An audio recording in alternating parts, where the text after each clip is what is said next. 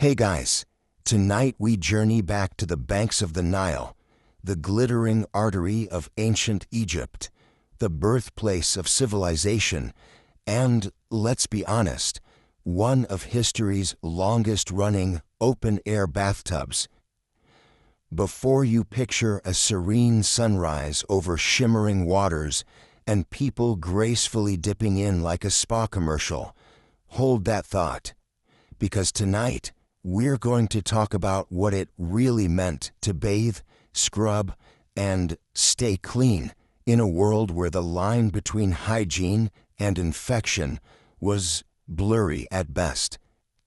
So grab your drink, dim the lights, maybe turn on a fan for that soft background hum, and let's dive, figuratively please, into the surprisingly gritty, sandy, and sometimes downright terrifying world of Nile River hygiene. And while you're here, hit like, subscribe, and tell me in the comments where you're listening from and what time it is there.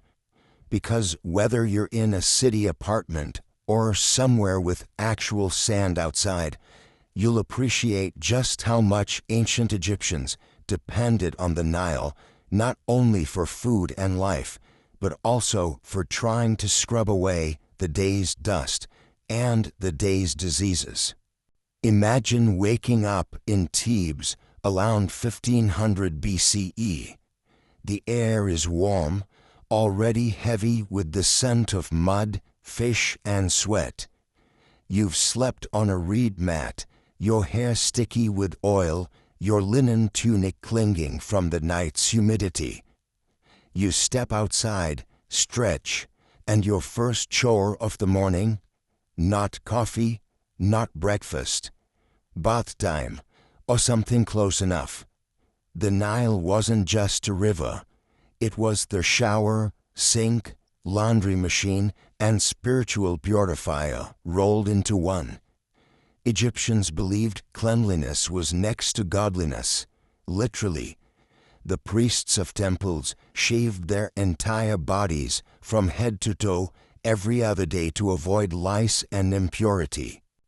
Commoners couldn't match that level of ritual scrubbing, but they tried. They'd wade into the shallows, rubbing their bodies with natron, a natural soda ash and salt mix, or sand to exfoliate, scraping off sweat, dust, and whatever had decided to live on their skin after a week of laboring under the sun. Now, here's where it gets interesting. You'd think all that bathing in the sacred Nile must have left everyone squeaky clean, right? Not exactly, because that same Nile also doubled as the communal drain, latrine, and graveyard for animal waste, runoff, and, well, bodies. Crocodiles weren't the only danger in the water. Parasitic worms like schistosoma, which burrow through skin and take up residence in your veins, turn daily baths into a medical lottery. Still, people kept coming back. Why? Because the Nile was alive, spiritually and practically. Its waters symbolized rebirth. Each morning's dip was a tiny reenactment of the world's creation, a ritual cleansing before work, worship, or wine. Even if you caught something nasty, you'd caught it in holy water, which, in their logic, made it sort of less bad. Let's be honest. There were no loofahs from the local market, no scented body wash, no natural exfoliating sugar scrub. What they had was sand. Endless, gritty, effective sand. Think of it as the ancient world's microdermabrasion, except without the dermatologist and with a higher chance of bleeding. People rubbed themselves down with sand mixed into oil or water, creating a coarse paste that stripped off sweat, dead skin, and probably several layers of self-respect. But hey, it worked. They'd also used palm fiber or rough linen cloths to scrape away grime. The elites could afford imported ointments, resins, or fragrant oils infused with myrrh, lotus, or cinnamon. Luxuries that not only masked odor, but also softened the skin after all that sandpaper-level scrubbing. For ordinary folks, oil was precious. Some used animal fat, maybe mixed with herbs if they were lucky. Imagine slathering goose fat on yourself to smell fresh. Charming, right? The sand exfoliation routine had a strange duality. It was both practical and symbolic. In Egyptian thought, purity wasn't just about visible dirt. It was moral and cosmic. Dirt meant disorder, chaos, the opposite of Ma'at, the divine balance that kept the universe running. So even the roughest laborer bathing in the muddy river was, in a sense, performing a sacred act. Scrubbing sand into their skin was an act of defiance against decay itself. But here's where the fantasy fades. Picture hundreds of people, animals, laundry bundles, and clay pots jostling for space along the same stretch of water. Bathers side by side with women washing clothes, farmers rinsing tools, fishermen gutting their catch. Downstream, another villager fills a jar for cooking. Hygiene was a communal spectacle, and contamination a communal guarantee. Soap, as we think of it, didn't exist yet. The closest thing was that alkaline natron mix, used more famously in mummification than in daily washing. So yes, the same stuff that preserved the dead was what the living used to clean themselves. There's something poetic and slightly horrifying about that. And for all the romantic depictions of Egyptians in clean white linen, smelling of lotus blossoms, most of that whiteness came from bleaching fabric in the sun, not from personal hygiene miracles.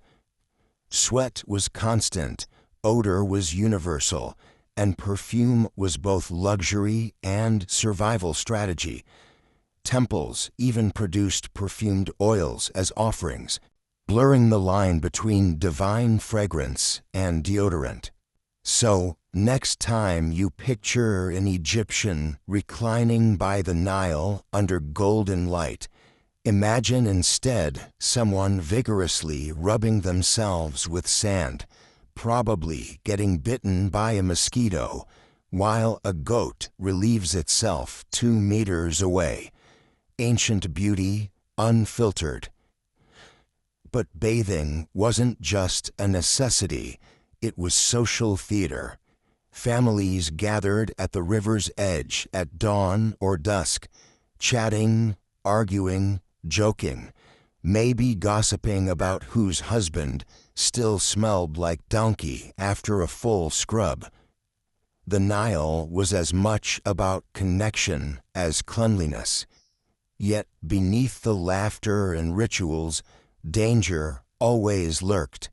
Disease, crocodiles, and the unrelenting paradox of a river that gave life while teeming with death. And that's just scratching the surface, literally, because next we'll wade deeper into the ritual side of cleanliness. How bathing linked to faith, medicine, and even class.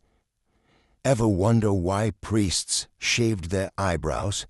Or how ancient deodorant worked when your town smelt like fish guts and incense? Let's find out. Let's pick up right where we left off, standing on the muddy banks of the Nile, your skin half raw from a sand scrub, your neighbor yelling at her kids to stop splashing, and a priest gliding by, gleaming and hairless like a human candle. Because if there was one group that took cleanliness to divine extremes, it was the priesthood. For priests, bathing wasn't just about getting rid of the day's sweat. It was about erasing the physical evidence of being human. Every speck of dust, every stray hair, every flake of skin could offend the gods. So they shaved everything: head, arms, chest, legs. Yes, everything. The razor of choice? A bronze blade honed on stone. Imagine dry shaving your entire body with a metal scraper in a world without moisturizer. That's not devotion, that's endurance. These holy men bathed several times a day in the Nile or in specially purified basins within temple complexes. Not a quick dip either. They'd scrub with natron, rinse repeatedly, and apply sacred oils. Their bodies became ritual instruments, and purity wasn't optional.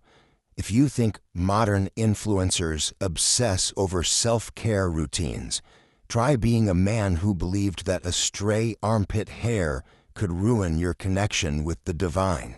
But here's the twist. This obsession with purity trickled down, literally. Even though most Egyptians couldn't afford fancy oils or spend half their day scrubbing, the cultural pressure was there. Cleanliness was seen as a reflection of character, not just wealth. A dirty body wasn't just unpleasant, it was morally suspect. You didn't just smell bad, you were bad. Now, you might ask, what about women? What did hygiene look like for them? Well, the same expectations applied, maybe even more so. Elite women often had slaves or servants to fetch water, grind natron, and prepare scented unguents. Cosmetic cleanliness was part of beauty, but it was also about social status. A noble woman's scent could announce her before she entered a room. Literally a walking cloud of lotus and cinnamon oil. And yes, they shaved too. Not just the head, but the body, arms, and legs. It wasn't a modern invention. It was ancient fashion mixed with spiritual duty. Body hair was associated with animal instinct, chaos. And remember, everything chaotic was anti-mat, the Egyptian concept of order and balance. To be hairless was to be civilized. Still, the line between beauty and survival was thin. The desert was unforgiving. Sweat, sunburn, and sand abrasion were constant, so oils weren't just for scent. They acted as protective barriers against the elements. Castor, moringa, and balanos oils, often infused with herbs or flowers, hydrated the skin and kept insects at bay. Ancient, mosquito repellent, if you will, though probably less effective than modern DEET. And if you think your skincare routine is complicated, try managing it when every application involves grinding ingredients by hand and storing them in clay pots that could break at any moment. Beauty was labor, literally. But in a society where the afterlife was eternal, keeping up appearances wasn't vanity, it was preparation. You wanted to look good forever. Now, let's talk about smell, because this is where the romantic image of Egypt really starts to disintegrate. The Nile might have looked serene in the sunlight, but it reeked. Fish, mud, decay, animal droppings. Everything ended up in the water.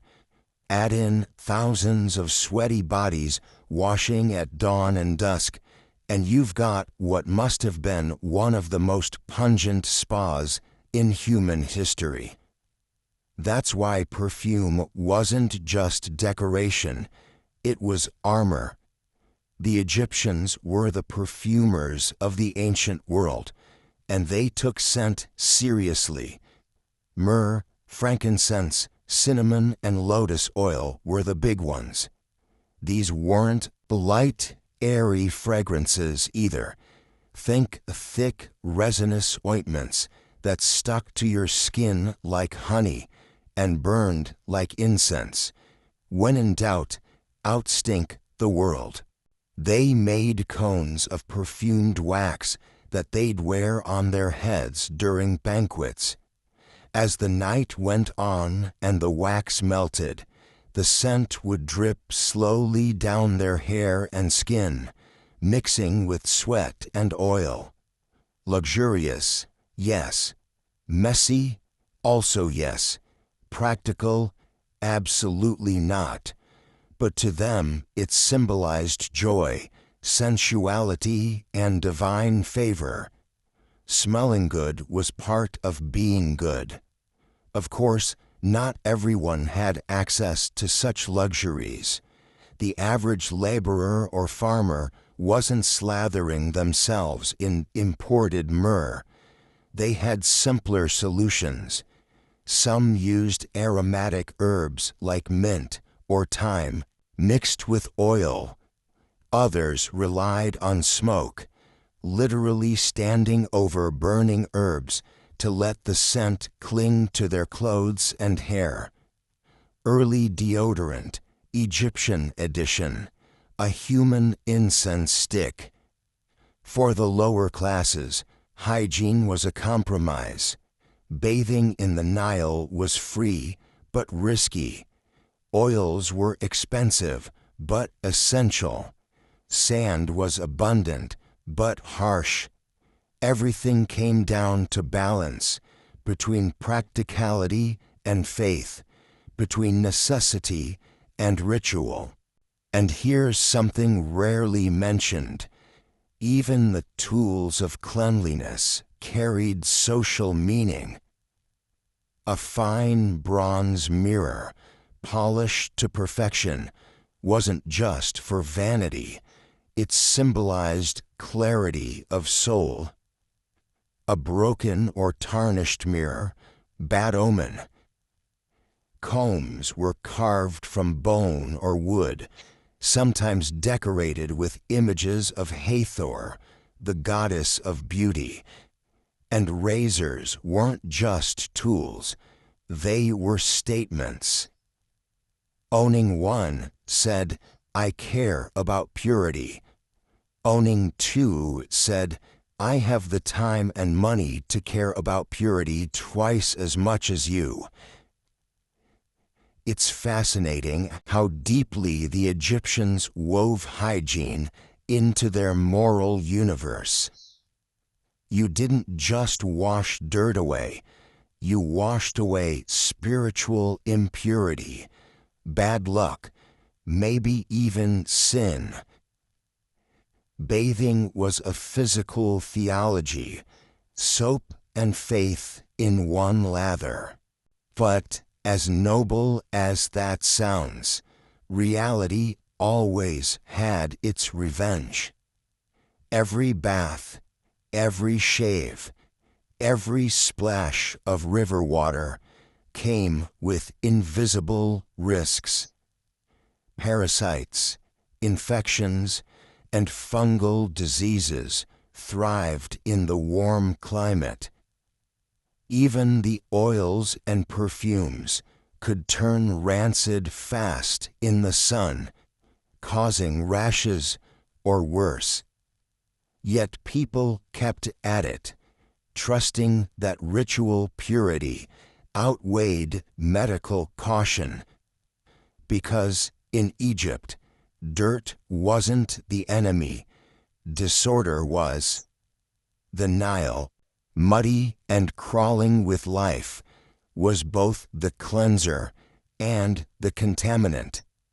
And that paradox shaped everything about their daily lives. Next, we'll step away from the perfumed elite and look at hygiene among the workers, farmers, and fishermen, the ones who didn't have the luxury of sacred oils, but still faced the same sun, sweat, and sand. What did cleanliness look like for them? And how did their routines evolve in a world where one wrong dip in the Nile could change your life or end it? So, let's leave behind the perfumed nobles and temple priests for a moment and walk down river, past the elegant villas, past the manicured gardens where servants pour cool water from alabaster jugs, and into the muddy, buzzing heart of the real Egypt, the workers' world. Here, the Nile doesn't sparkle. It sloshes. The air hums with flies. The ground is sticky with silt. And the smell? A potent blend of fish guts, animal dung, and wet linen that's been drying for 3 days too long. This is where most Egyptians lived, labored, and yes, bathed. Because no matter how filthy your surroundings were, washing was still a sacred daily ritual. The average farmer's bathroom was the river itself, or, if they were lucky, a nearby canal. They'd wade in up to their knees or waist, sometimes at sunrise before heading to the fields, sometimes at dusk after a day of bending under the sun. There was no privacy, no shame either. Bathing was a communal affair. Families washed side by side, chatting, laughing, arguing, life unfolding in the water. But let's not romanticize it too much. The canals were filled with runoff from irrigation ditches, animal waste, and rotting vegetation. Frogs croaked, insects swarmed, and parasites thrived. Still, it was water, life-giving, cooling, purifying. You didn't think twice about it. You just hoped the gods were watching favorably when you dunked your head under. For the working class, exfoliation wasn't optional. It was survival. Sand was everywhere. It clung to your skin, your hair, your bed. So people used it not just for cleaning, but for abrasion, scraping off grime after a day in the fields or at a construction site. Think of it as nature's soap, coarse, painful, and 100% biodegradable. You'd mix a handful of sand with a splash of river water, rub it over your skin until it stung, and rinse off in the same water. And if you were a stone cutter or brickmaker, that gritty texture wasn't even noticeable anymore. Your skin became armor, talced, tough, permanently exfoliated. A farmer's hands told his story better than any hieroglyph ever could. Oils were precious, so workers improvised. Some rubbed on leftover animal fat after slaughtering livestock. Others used whatever plant oil they could afford. The smell wasn't pleasant, but it sealed moisture against the blistering desert wind. For most, hygiene was about functionality, keeping the body intact, the skin uncracked, and the smell just tolerable enough that your family didn't exile you to sleep outside. And yet, there's something admirable in their simplicity. They didn't need luxury to feel clean. Clean meant ready for work, fit for prayer, acceptable to the gods. The moral weight of purity pressed equally on everyone, whether you were a priest in gleaming white linen or a fisherman knee-deep in muddy reeds. Now imagine those same workers after a long day on a royal construction project, say a temple for Amun-Ra or the tomb of a noble, covered in limestone dust, sunburned and aching. They'd strip down at the canal edge, laughing and teasing each other as they splashed away the grit. Someone might start singing, the way people still do after a hard day's labor. And amid the laughter and noise, there's a moment of silence. One man cupping water in his hands, pouring it over his head with quiet reverence. Because even if he didn't have gold or perfume, he still had the Nile. It belonged to everyone and no one. The gods didn't discriminate. Their reflection shimmered in every ripple.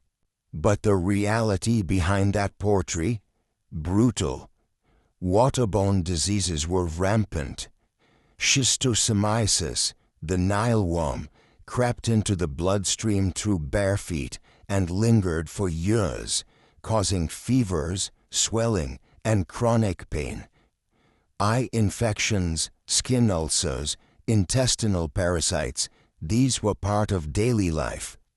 Some historians even suggest that the drooping bellies seen in ancient art weren't aesthetic choices, but symptoms of parasitic swelling. A haunting thought, isn't it? Every graceful pose carved into stone might conceal a very human ache beneath the surface. The irony of ancient Egyptian hygiene is that it looked pure but wasn't safe. They believed they were cleansing themselves, while invisible organisms were quietly taking hold. But in fairness, they couldn't have known. Germ theory was 3,000 years away, and disease was blamed on spiritual imbalance, not contaminated water. So, when sickness struck, the response wasn't to stop bathing. It was to purify harder.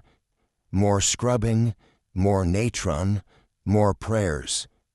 The logic was, if uncleanliness offends the gods, then surely illness is divine punishment.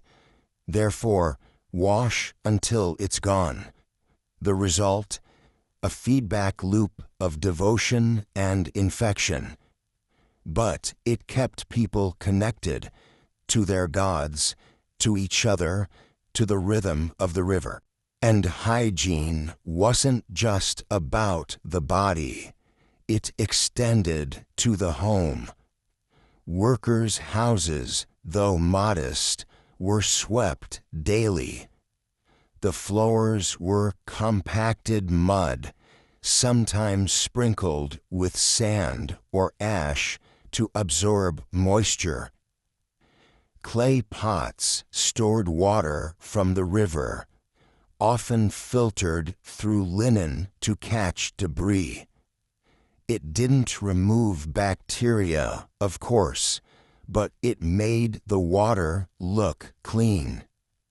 And when you can't see danger, you sleep better. Let's not forget the children. They bathed with their parents, splashing happily in the shallows. Their hair was shaved, except for a single braid, the side lock of youth. which helped reduce lice and heat. Kids probably played with the same sand adults used to exfoliate, making their own version of spa day without realizing they were part of a hygiene ritual thousands of years old. Women handled much of the household cleaning, washing clothes in the river, beating linen against rocks, rubbing it with natron paste. Laundry was another daily performance by the Nile, its banks crowded with voices, laughter, and rhythm. Water slapping against fabric, gossip floating through the air, sun reflecting off thousands of droplets, a symphony of survival. But for all this communal effort, the idea of privacy or personal space didn't exist. The body wasn't taboo, it was functional.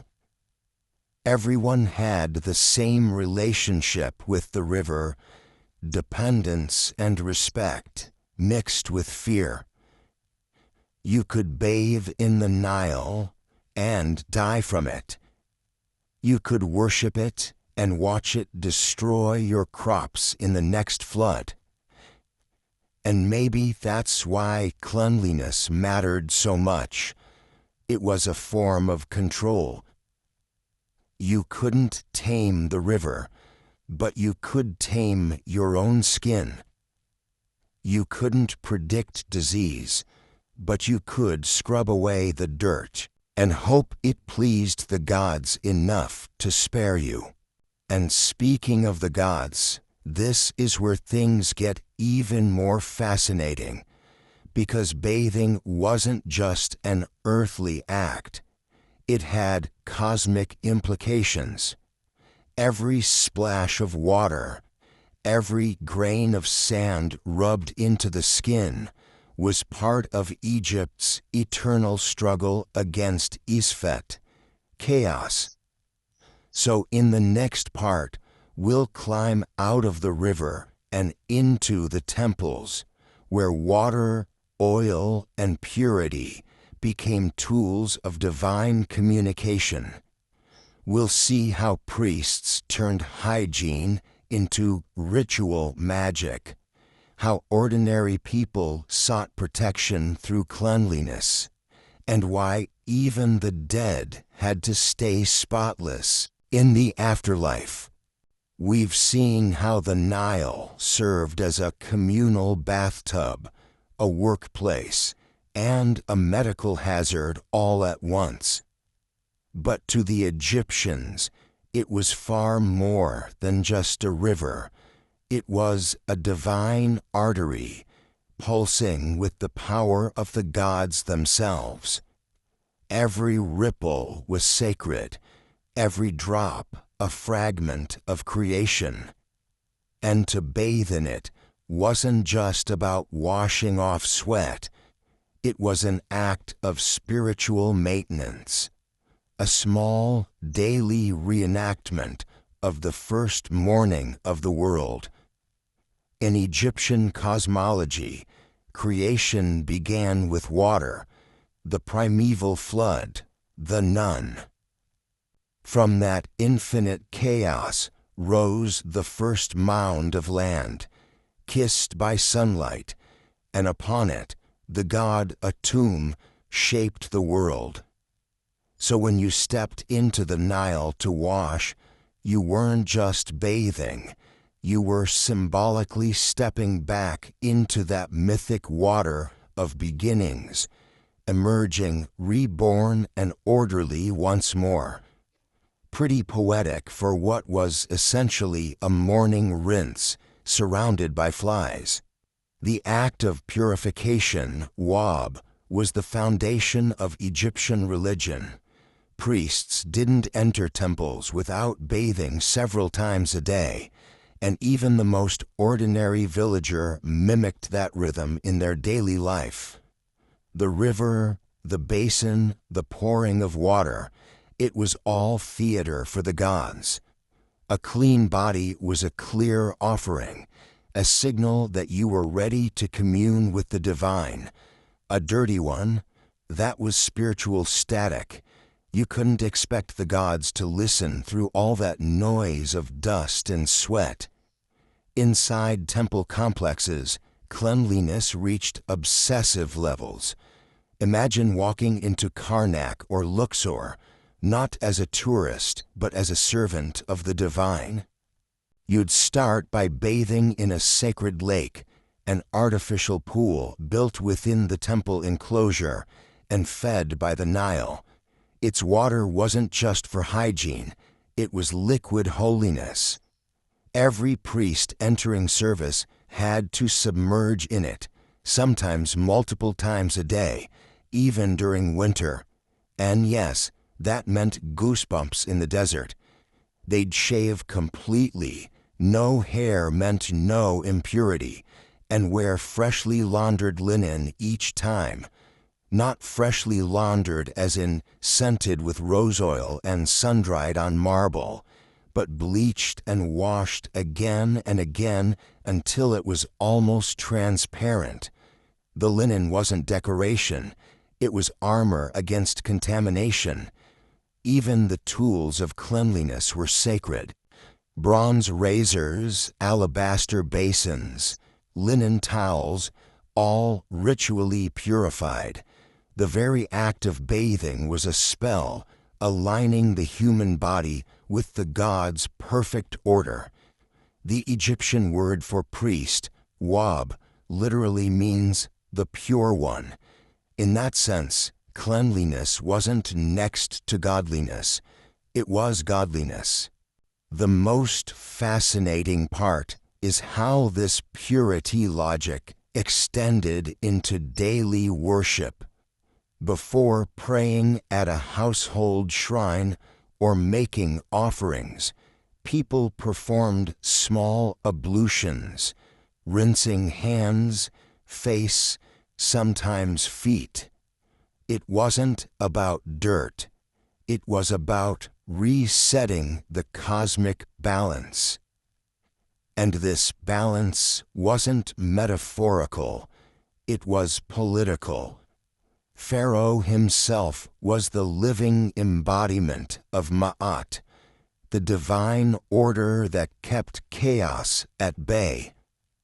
When he appeared spotless and radiant, it wasn't vanity, it was propaganda. The clean, shining king was proof that the world was still in order, that the gods hadn't abandoned Egypt. That's why temple reliefs always show pharaohs with perfect, polished skin, gleaming like gold, pouring libations of water, or offering incense. The image wasn't meant to be realistic. It was ideological hygiene. Dirt, scars, blemishes, those were the marks of disorder, the enemy of Na'at. So when artists carved these flawless figures, they weren't lying. They were reinforcing the cosmic truth. Cleanliness sustains the universe. But what about the ordinary person, the one who couldn't access the sacred lakes or afford perfumed oils? They found their own ways to bring holiness into hygiene.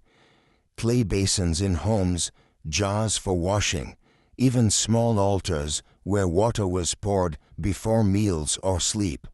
All these domestic rituals echoed the temple's precision, scaled down for mortal life. The Nile itself served as a mobile temple. Every sunrise bath was a prayer, every rinse a hymn. You didn't need a priest to bless you. The river was the priest. It saw everything, births, deaths, harvests, and heartbreaks, and it accepted all equally. There's something profoundly democratic in that. The same water that cleansed the king's body in his marble palace also washed a fisherman's calloused feet downstream. Still, there was hierarchy in holiness. Priests might use perfumed water or natron, commoners muddy river water. The gods, it seemed, accepted both, but the social message was clear. Purity required privilege. And it wasn't just the living who needed to stay clean. The dead demanded purification too, perhaps even more. Death, after all, was messy. The body decayed, fluids leaked, insects gathered. But to reach the afterlife, you had to pass through that chaos untarnished. Enter the embalmers. Now, we tend to think of mummification as preservation, but to the Egyptians, it was also purification. The process started with washing the body in water from the Nile, symbolically restoring its sacred origin. Then came natron, again that magical soda mix, used not just to dry the flesh, but to sanctify it. The same substance that priests sprinkled in temple rituals and housewives mixed for scrubbing now became the guardian of immortality. When embalmers wrapped each limb in linen, they recited spells of cleanliness and renewal. The dead weren't just wrapped, they were reborn. The final anointing with perfumed oils wasn't about scent, it was about aligning the deceased's essence with divine perfection. In other words, even in death, you needed to smell celestial. But this obsession with purity wasn't just spiritual, it was psychological. Life in ancient Egypt was unpredictable. Floods, famine, disease, invasion. You couldn't control the Nile's mood or the gods' tempers, but you could control your body. You could scrub, rinse, shave, and oil. You could do something. That daily ritual, however repetitive, however risky, gave people a sense of mastery over their fate. Each wash was an act of quiet rebellion against chaos, a way of saying, I may not have power, but I have order. So when you picture a farmer kneeling by the river, rubbing sand into his arms as the sun rises, you're not seeing someone just trying to get clean. You're seeing a person reaffirming their place in the cosmos, fighting entropy with a handful of grit. Next, we'll take a closer look at the Egyptian bathroom itself, the practical side of ancient sanitation. How did people handle waste in a world without plumbing? What did cleanliness mean when latrines were shared and everything eventually flowed back into the same Nile they bathed in? Get ready, because things are about to get earthy. All right, you've scrubbed, shaved, and sanctified. You've dipped into the holy Nile, prayed for balance, and slathers on enough oil to make a roast goose jealous. But now comes the part of hygiene that nobody likes to romanticize, the messy reality of waste. Because for all the marble temples and gold perfume jars, ancient Egypt still had to deal with the most universal problem in human history. Where does all the stuff go? Let's start with the obvious. There were no sewers, no hidden labyrinths of pipes, no flushing miracles. Waste management was as direct as it gets. In most households, people relieved themselves in simple clay or limestone pots, what we might generously call portable toilets. These pots, filled with sand or ash to absorb odor, were kept in corners of the home or in small side chambers. You did your business, covered it, and when it filled up, you dumped it outside, into designated pits, fields, or, more often than anyone wants to admit, the Nile. And before you wrinkle your nose, remember, to the Egyptians, the Nile wasn't dirty. It was the bloodstream of life, constantly renewed by the floods. Whatever you tossed in was carried away, swallowed by sacred waters. The idea of pollution in our modern sense didn't really exist. Dirt wasn't a health issue. It was a spiritual one.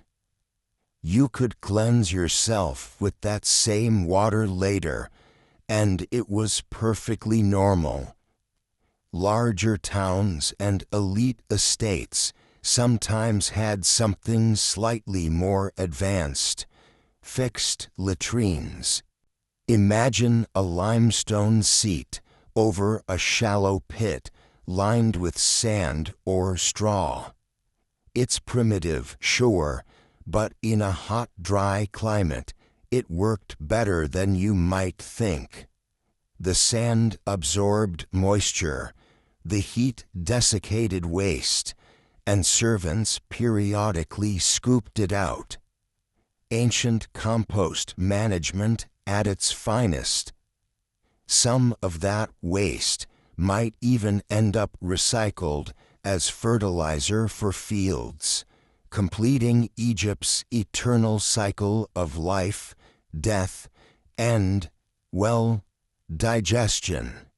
For ordinary people, public sanitation was a collective effort, or collective neglect, depending on how charitable you're feeling. Streets were narrow, often packed with debris and refuse. Archaeological digs in places like Amarna and Deir el Medina reveal piles of trash outside house walls, broken pottery, ash, bones, even human waste. There wasn't a designated garbage service, but there was a system of sorts. Once the piles got too high, they'd simply cover them with mud brick, level the surface, and build on top. So, yes, some ancient Egyptian homes were literally built on centuries of their own ancestors' compost heaps. If that doesn't redefine earthy, nothing does. Now, before we cast judgment, let's remember, these people were masters of adaptation. Egypt's dry climate slowed decay, keeping smells down and bacteria less rampant than in wetter environments. And yet, it was far from clean. The Nile was both water source and waste dump. Animals drank from it, people bathed in it, and laundry, including linen stained with blood, sweat, and who knows what, was rinsed in the same current. Still, Egyptians found ways to mitigate. Natron and ash weren't just for cleaning bodies. They were used as disinfectants around the home. Floors were swept daily, ash scattered to absorb spills. The idea of tidiness was ingrained. Even poor houses had water jars near the entrance for washing feet, because bringing dirt inside, literal or symbolic, was bad luck. And though they didn't know about microbes, they knew that decay bred misfortune. Rot, smell, and stagnation were associated with isfet, chaos. So they fought it the only way they knew how, with sand, sunlight, incense, and ritual. Speaking of smell, let's talk about that. You can't build an entire civilization beside a river in a 40-degree desert and expect it to smell like lotus blossoms. Every Egyptian town was a symphony of odor. Sweat, manure, smoke from cooking fires, drying fish, incense, and perfume, all mixed into one unforgettable atmospheric cocktail. To cope, people burned incense almost constantly. Even the humblest homes had small clay burners. The richer you were, the more exotic your scents: frankincense, myrrh, and cedar imported from afar. But the everyday smell of Egypt wasn't luxury. It was survival. The constant smoke helped repel flies and masked the stench of rot and human life. You might walk through a temple district and smell divine frankincense, then turn a corner and be hit by the raw funk of the tannery, where workers soaked animal hides in urine to loosen hair before tanning. And yes, you read that right, urine. Collected, stored, and used. It wasn't just the tanners either. Urine had value. It was a mild antiseptic and bleaching agent. Some households used it for laundry. Imagine scrubbing your linen in a bucket that smelled like a public latrine and calling it fresh. That's dedication. And then there were the animals. Egypt was full of them. Cows, donkeys, cats, geese, dogs, ibises, even monkeys in noble households. Animals were sacred, but they were also sanitation hazards. Their waste piled up in streets, courtyards, and by the riverbanks. Children probably played beside dung heaps the way modern kids play beside sandboxes. But again, nobody found this strange. It was simply part of the living landscape. The Nile's next flood would wash it all away, cleansing the world for another cycle. Still, the Egyptians weren't oblivious to disease. Medical papyri, like the Ebers Papyrus around 1550 BCE, list treatments for infections and intestinal problems, symptoms we'd now recognize as caused by unsanitary water or parasites. They prescribed everything from honey and garlic mixtures to prayers invoking Sekhmet, the lioness goddess of plague. When in doubt, mix medicine and magic and hope one of them works. Let's pause for a second. You might think, how could such an advanced civilization tolerate that level of filth? But that's our modern lens talking. To them, cleanliness wasn't about removing all bacteria. It was about maintaining cosmic harmony. A priest could shave 5 times a day and still walk through a temple courtyard that smelled like animal entrails. The contradiction didn't matter. What mattered was that he performed purity, aligning his body and soul with divine order. And besides, Egypt was resilient. The same floods that carried away waste also nourished the land. The annual inundation erased filth like an act of divine mercy, restoring fertility to the soil. Every year, the river washed away the sins and stenches of the living, a natural cleansing cycle that made even the dirtiest town feel renewed. Yet sanitation shaped status. The wealthier you were, the further your toilet was from your bed. Elite homes in Thebes or Amarna often had enclosed bathrooms, small private chambers with limestone seats, and separate drainage jars. Servants handled the cleanup, of course. Meanwhile, a farmer squatted behind a mud wall or went by the riverbank. Cleanliness might have been sacred, but privacy was luxury. And even among the dead, the illusion continued.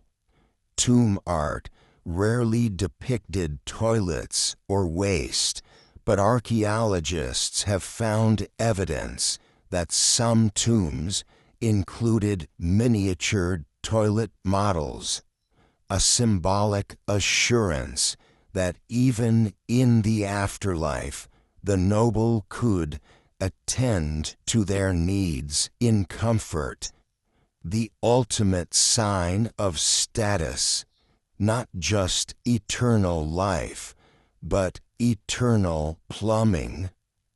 But the paradox never left. The Nile that purified also polluted. The same sand that scrubbed skin raw also clogged wounds. Cleanliness and contamination existed in the same gesture. Every act of purification contained the seed of infection. And somehow, that contradiction didn't break them, it defined them. Next, we'll dive into how Egyptian medicine tried to deal with that contradiction, how doctors, priests, and magicians blended hygiene, superstition, and early science to keep disease at bay.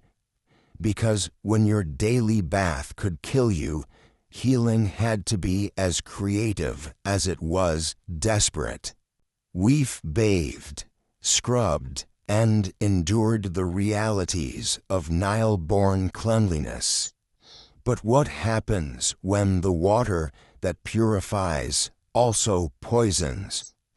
When your daily ritual of washing becomes a gamble between hygiene and infection?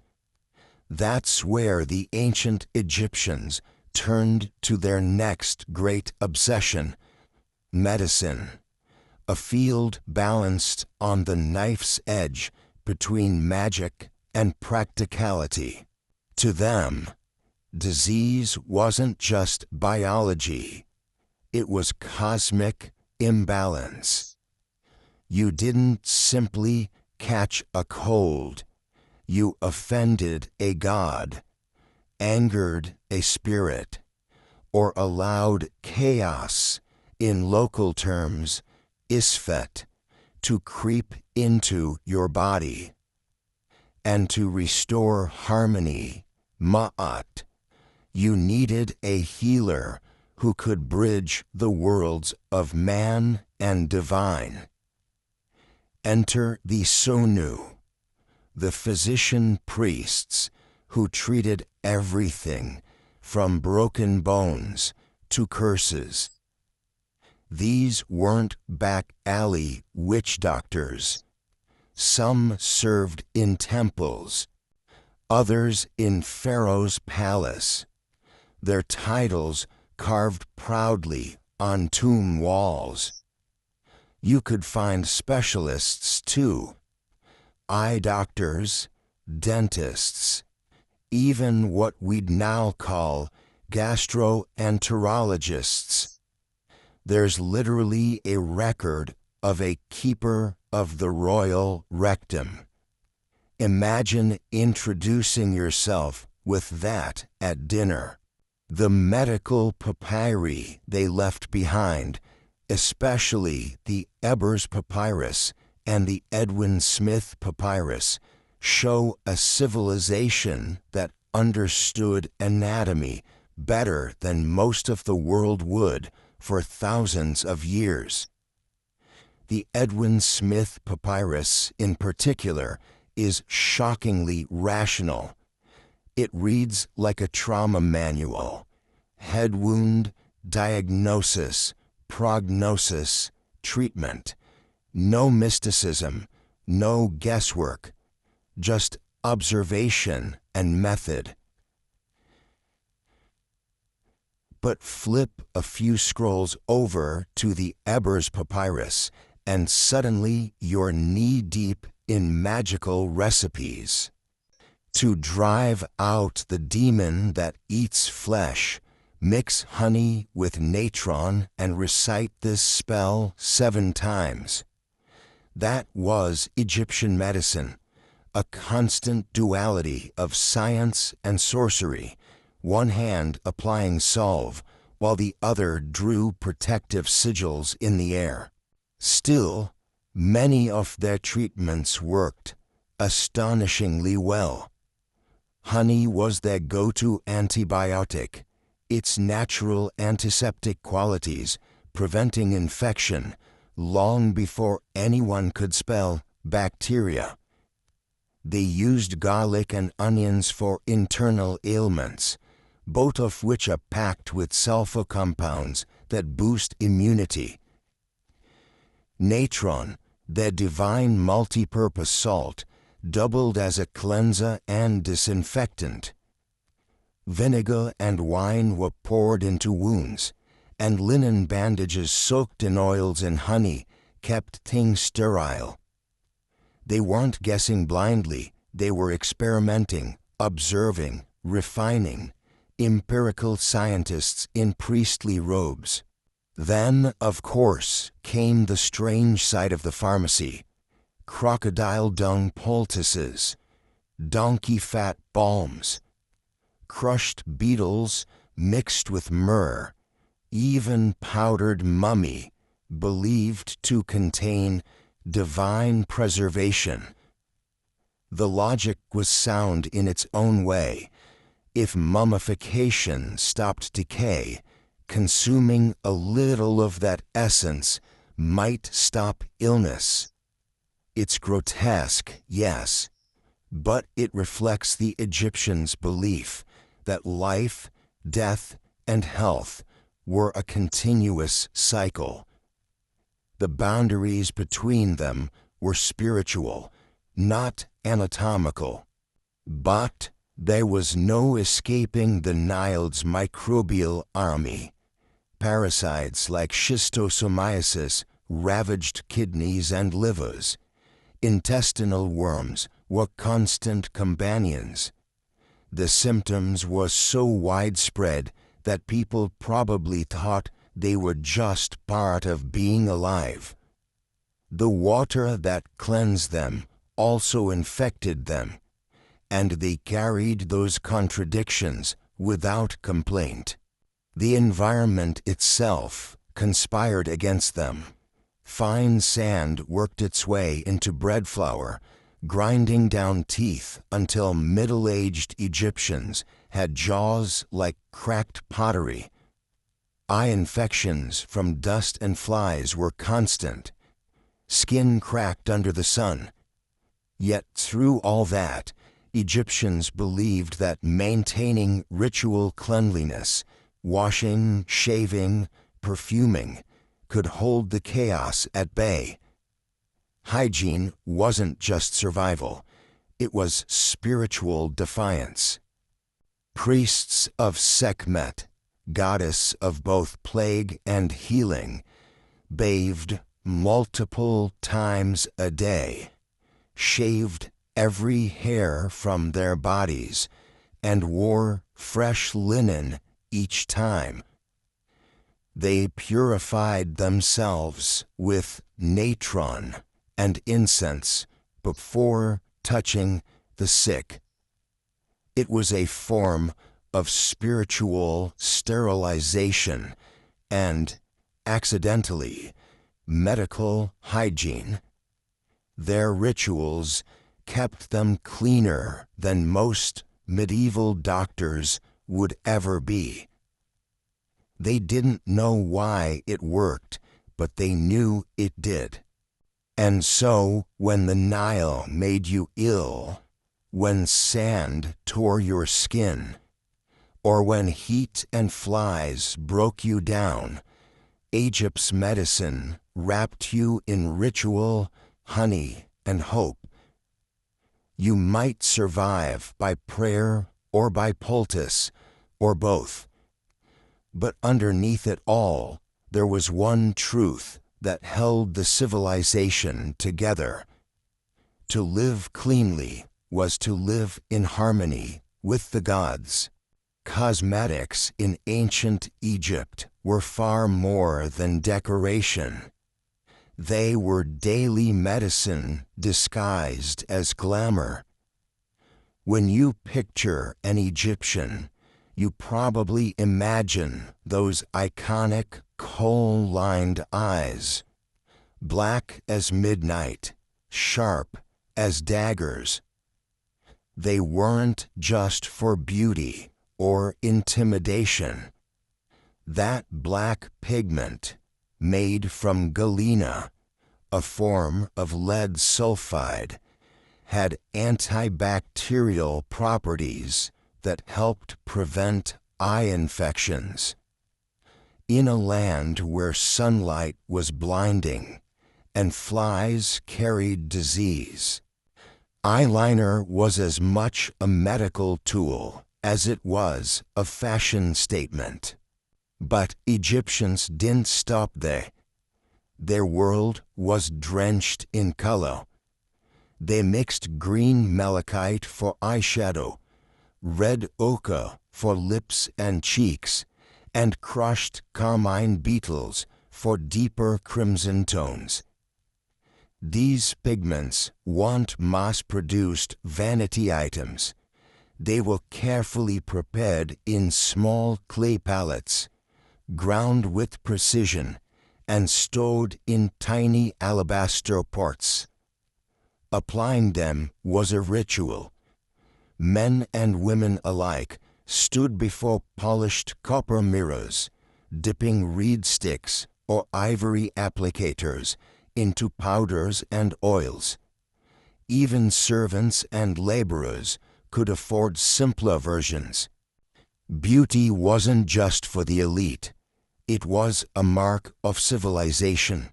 And just like with bathing, cleanliness and divinity were intertwined. Painting your eyes wasn't about seduction, it was about protection. The dark lines around the eyes mimicked the god Horus, symbol of health and defense. To wear kohl was to channel his divine sight, to guard yourself from both sun glare and evil spirits. The same went for perfumes. Egyptians believed pleasant scents repelled malevolent forces, while foul smells attracted disease and decay. To smell sweet was to be aligned with order, ma'at. To stink was to invite chaos. So they turned scent into science. Temple workers distilled resins, herbs, and flowers into oils that could last for decades. They'd press lotus blossoms, crush cinnamon, or burn myrrh into animal fat to create unguents that softened skin and masked sweat. Some recipes were so prized that priests guarded them like state secrets. The most famous, kefi, was a blend of honey, wine, myrrh, frankincense, juniper, and raisins. It was perfume, incense, and medicine all in one, believed to calm the spirit and cleanse the air.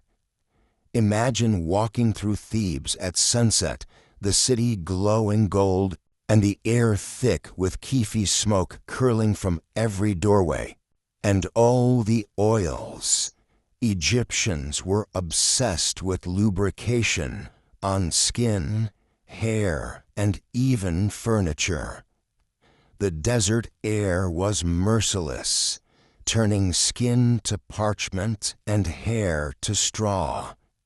So everyone, from pharaoh to farmer, oiled themselves daily. Castor oil, moringa, sesame, and animal fats were their moisturizers, mixed with herbs and resins. A gleaming sheen wasn't vanity, it was survival. An oiled body resisted cracks, infections, and insect bites. To appear glossy wasn't just beautiful, it was proof you were alive, cared for, protected. The wealthier classes turned this practical routine into performance. Servants would massage them with perfumed oils, scrape excess with bronze tools, and finish with a dusting of scented powder. Even wigs were treated with care, soaked in resins to preserve scent and repel lice. Cleopatra didn't invent the beauty routine. She perfected what her ancestors had practiced for millennia. Her famous milk baths weren't indulgence, they were chemistry. Lactic acid softened skin, and the fats from donkey milk moisturize. The queen wasn't pampering herself. She was exfoliating like a biochemist before biochemistry existed. And then there was the matter of smell. Ancient Egypt was a world of competing odors: animal dung, fish, sweat, incense. To maintain good scent was an act of moral and social hygiene. Workers at perfume houses in places like Mendes and Memphis created blends that became luxury exports, sealed in glass jars, traded across the Mediterranean. Smelling of lotus or myrrh wasn't just a flex, it was a passport to respectability. If your scent pleased the gods, surely it pleased people too. But these oils did more than mascuda. They healed. Moringa oil was antimicrobial. Frankincense reduced inflammation. Myrrh soothed wounds and gum infections. The Egyptians knew this empirically. They didn't need microscopes to connect results to rituals. A well-oiled, perfumed person simply got sick less often. You could say they moisturized their way into immortality. Still, the obsession with appearance had its own social layers. The elite flaunted imported fragrances and pigments, while the poor relied on simple ochres or burned fats. It wasn't just vanity, it was hierarchy, worn directly on the skin. The smoother your face, the cleaner your scent, the closer you were to divine favor. The logic was both beautiful and brutal. Purity reflected status, and status reflected purity. Yet, beneath all that cosmetic polish was the same old truth: the Nile's dust, the sweat of labor, the grime of daily life always returned. So Egyptians fought back with their rituals of transformation: washing, painting, anointing. Each layer of pigment and perfume was armor against decay, a declaration that the body could defy its environment. Next, we'll explore how this pursuit of beauty and cleanliness extended beyond the living into the art of death, because in Egypt, even the dead needed to be spotless. Death, to the Egyptians, wasn't an ending, it was a continuation. And just as they cleansed and perfumed themselves in life, they believed the body had to be purified in death to journey safely into eternity. You couldn't meet Osiris smelling like swamp water.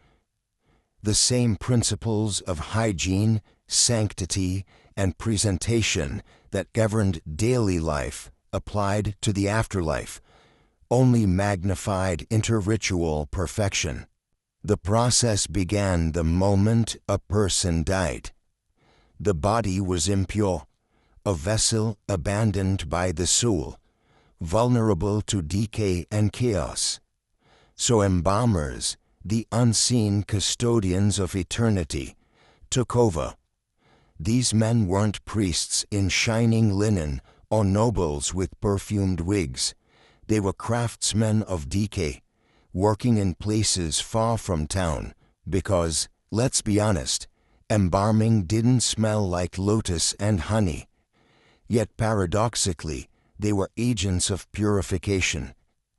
Their task wasn't gruesome, it was sacred.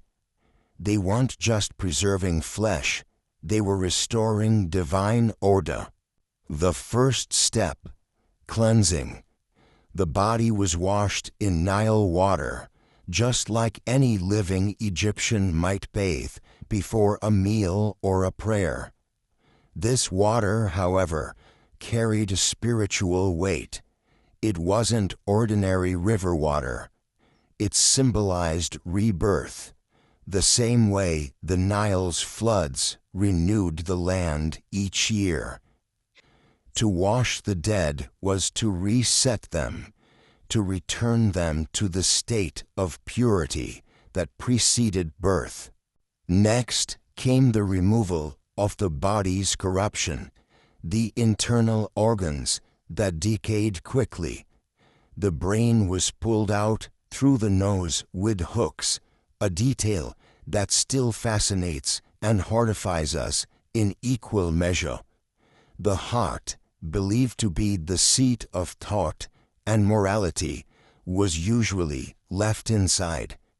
The rest, lungs, liver, stomach, intestines, were removed, cleaned with palm wine and spices, and sealed in canopic jars guarded by protective deities.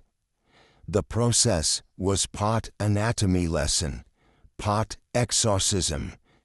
Every action was accompanied by prayers to drive away demons of rot. Then came the natron, Egypt's miracle mineral. This crystalline salt, used in daily life for cleaning and mummification alike, was the cornerstone of their science of preservation. For 40 days, the body lay buried in heaps of natron, which absorbed every trace of moisture, halting decay. Think of it as a sacred dehydration process, a divine spa treatment where the price of admission was death. When the body emerged, it was pale, leathery, odorless, and ready for eternity. Purification didn't end there. The dried body was anointed with oils and resins, many of the same used by the living. Myrrh, cedar, juniper, frankincense, all antibacterial, all aromatic. Each layer was a ritual of care, a gesture of love and protection. The embalmers massaged the body as though reviving it, reassembling the person piece by piece.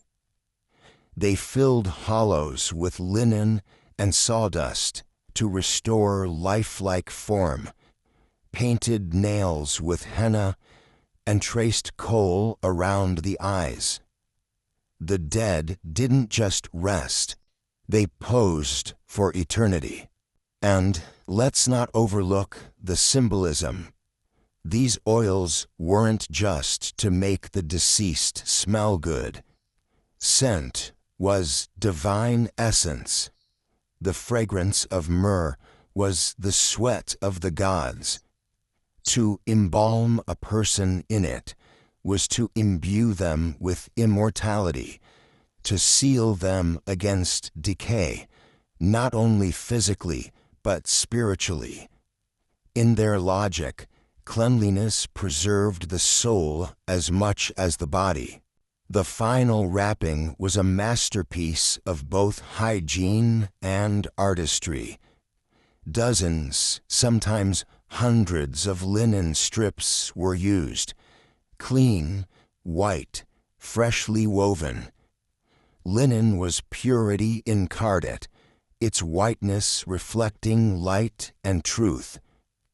Between layers, embalmers placed amulets, each meant to ward off a specific danger in the afterlife.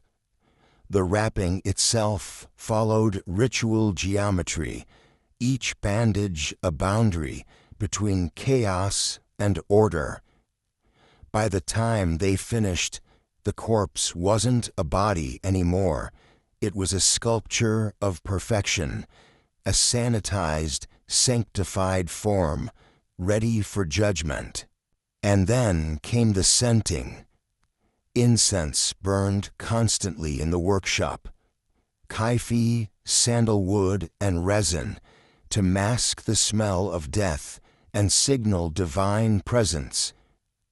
The air thickened with sacred smoke as priests performed the opening of the mouth ceremony, touching the mummy's lips with tools to restore speech, breath, and hunger. Even this was an act of hygiene, a purification of senses, cleansing the mouth so the deceased could speak truth in the hall of judgment. The Egyptians didn't separate cleanliness from holiness. To be clean was to be pure, and to be pure was to be immortal. Death demanded the ultimate act of sanitation, removing corruption entirely, leaving only the essence that could endure. They treated the corpse the way they treated the living: wash it, perfume it, protect it. The only difference was that in death, you didn't have to worry about sweating it off. But these grand rituals weren't for everyone. Ordinary people couldn't afford 40 days of natron and imported myrrh.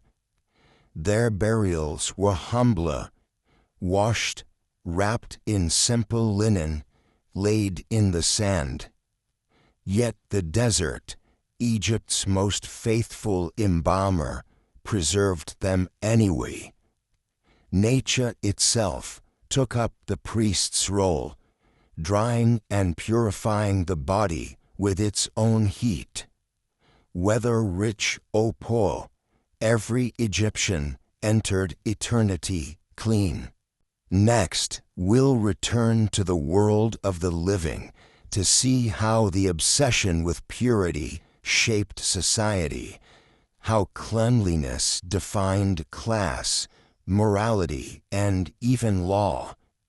Because in ancient Egypt, being unclean wasn't just unsightly, it could make you untouchable. Cleanliness in ancient Egypt wasn't merely personal, it was social currency, a marker of class and moral worth. To the Egyptians, being clean wasn't just about smelling good, or looking respectable. It was about belonging.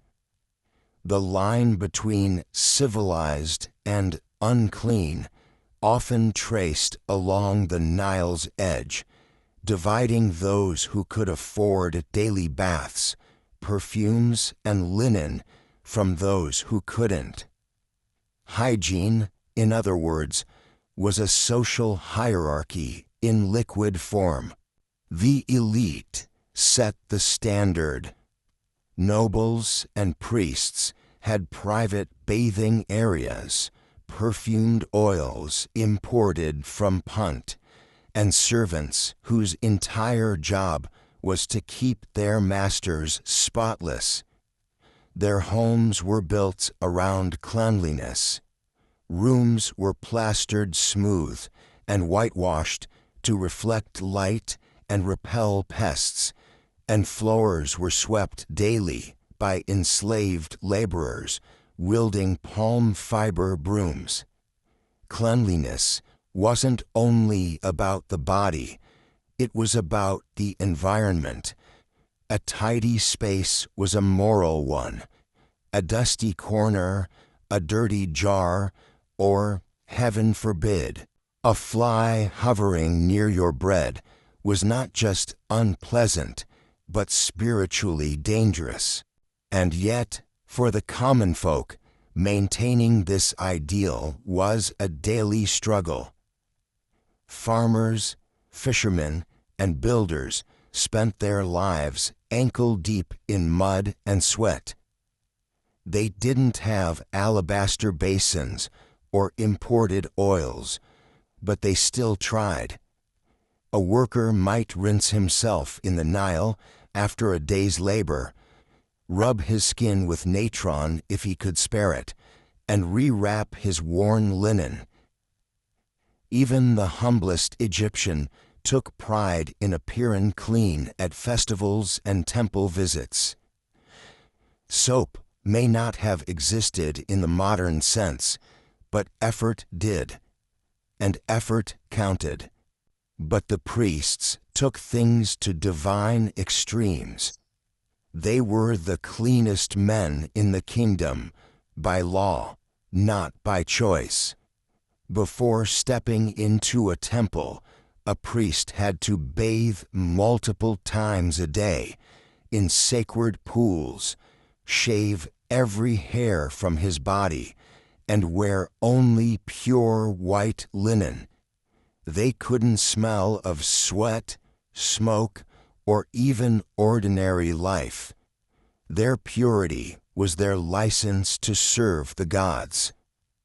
Imagine being told your job required shaving your entire body every morning and bathing before dawn, 5,000 years before running water. That was the priesthood. This ritualistic obsession extended into justice and social order. There were legal and religious penalties for entering temples or performing rituals while unclean. The unclean weren't necessarily sinners. They were simply out of harmony with Ma'at, the principle of cosmic balance. But in Egypt, cosmic imbalance was everyone's problem. If too many people fell out of order, if they neglected hygiene, defied ritual purity, or offended the gods, the Nile might not flood, crops might fail, and the world could tilt toward chaos. Hygiene was civic duty disguised as piety. Even language reflected this. Words for clean and pure often overlapped with words for holy. To wash was to purify, and to purify was to make space for the divine. The act of bathing wasn't mundane, it was metaphysical. In temples, priests didn't just wash hands before sacrifice. They recited hymns, while pouring water, as though scrubbing away moral residue. The body became a vessel for the gods when it was cleansed, and a liability when it wasn't. Of course, not everyone saw the need for such rigor.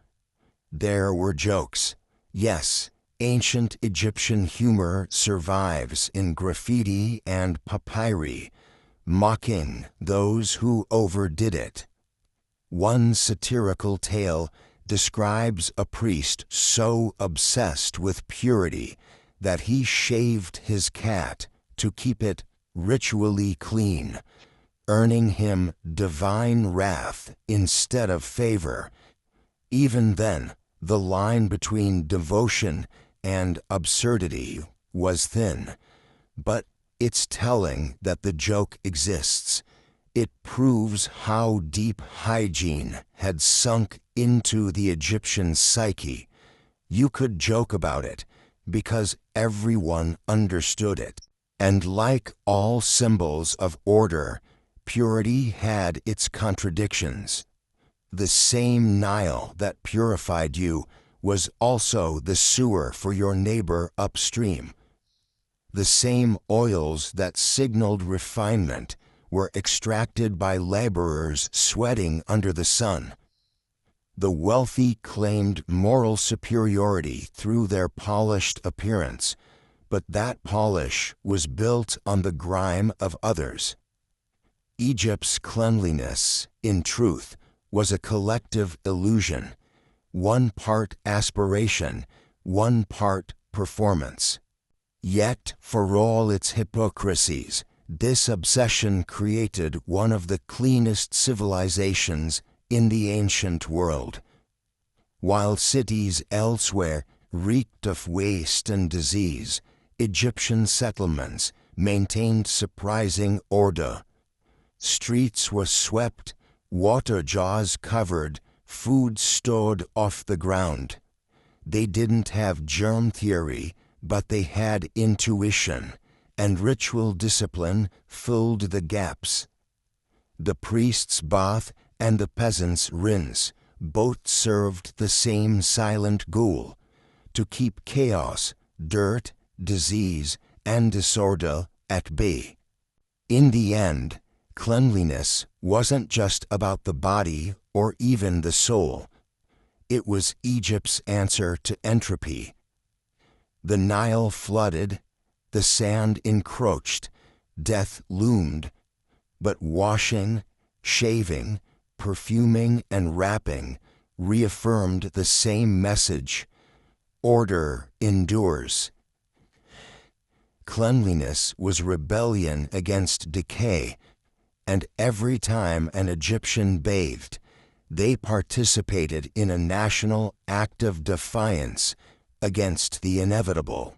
Next, we'll step beyond Egypt's borders to see how their rituals of cleanliness influenced and clashed with the habits of their ancient neighbors.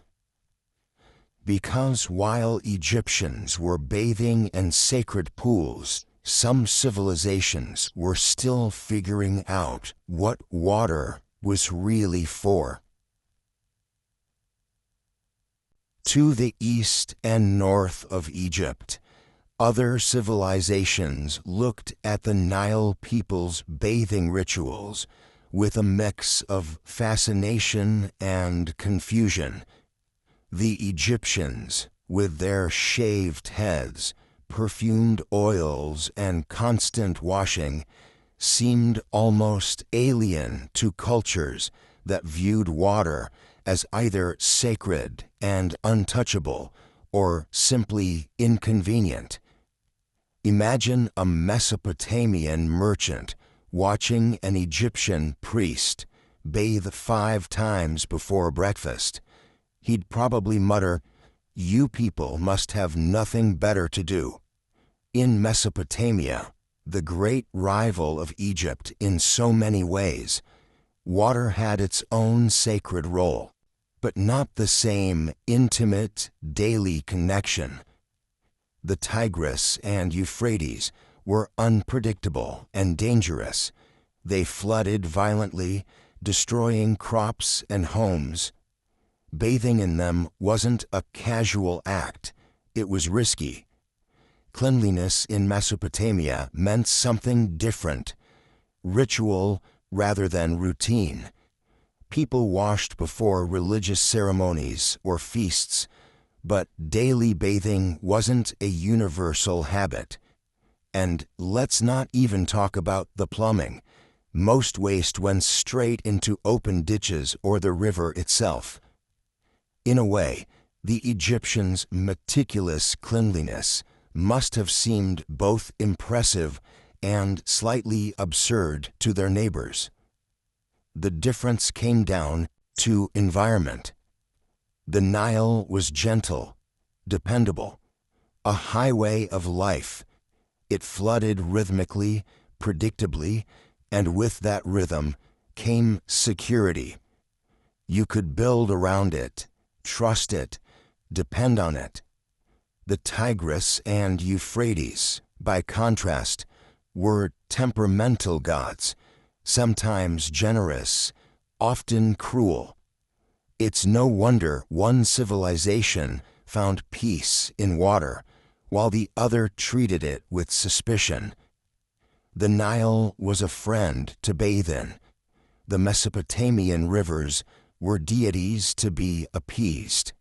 Further east, in the Indus Valley, modern-day Pakistan and India, the story gets more interesting. The cities of Mohenjo-Daro and Harappa were equipped with actual drainage systems, brick-lined baths, and even early toilets.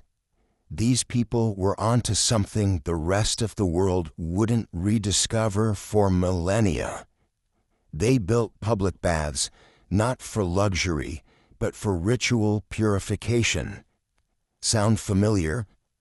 It's an eerie parallel to Egypt, except their focus was civic rather than priestly. Where Egyptians washed to honor gods, the Indus people washed to honor community. Their great bath, still visible today, was a temple to cleanliness, literally carved in brick and bitumen. Meanwhile, in the Aegean world, the Minoans were splashing about in their palatial bathtubs, enjoying early plumbing that carried water through terracotta pipes. They even had drains under floors, practical, sophisticated, but still more about comfort than purity. Greek culture later inherited some of that sensibility, but added its own twist, the gymnasium. For the Greeks, bathing was part of social life, a place to show off both body and intellect. You bathed after exercising, before philosophizing, maybe while gossiping. Hygiene was civic pride, mixed with aesthetic worship. Now, put that beside an Egyptian priest's regimen. There's no comparison. Greeks bathed to look good. Egyptians bathed to maintain cosmic order. For one, cleanliness was art. For the other, it was salvation. But the Egyptians left their mark. Greek historians like Herodotus couldn't stop writing about their cleanliness. He mentioned, half admiringly, that Egyptians washed themselves twice a day and shaved everything for the sake of health. Translation: he thought they were neat freaks, but impressive ones. Even the Hebrews, who lived at Egypt's edge and shared millennia of cultural cross-pollination, absorbed elements of that ritual purity. The mikveh, a ritual bath for purification in Jewish tradition, carries echoes of Nile logic, water as moral reset. But the Hebrews added theology, sin, and forgiveness, while Egyptians had seen it more as balance and order. The cultural DNA of cleanliness had mutated, but its lineage was clear. The Romans, of course, took the idea and turned it into an empire-wide institution. Their public baths were architectural marvels, with heated floors and aqueduct-fed pools. But the Egyptian influence lingered even there, faint but present, in the notion that bathing wasn't just about dirt, but about discipline. To bathe regularly was to be civilized. The Romans made it luxurious. The Egyptians had made it sacred. It's easy to think of cleanliness as a universal value, but history shows it's deeply cultural. Egyptians believed filth invited chaos. Mesopotamians saw it as unavoidable. The Indus peoples built cities to contain it. The Greeks flaunted their beauty through it, and the Romans commodified it. Yet Egypt's approach stands out because it came earliest and stuck longest. Even when the empire fell, their rituals survived in echoes, in Christian baptism, in Islamic ablutions, in the idea that washing could cleanse more than just skin. So, while other civilizations discovered hygiene as convenience or custom, the Egyptians treated it as destiny.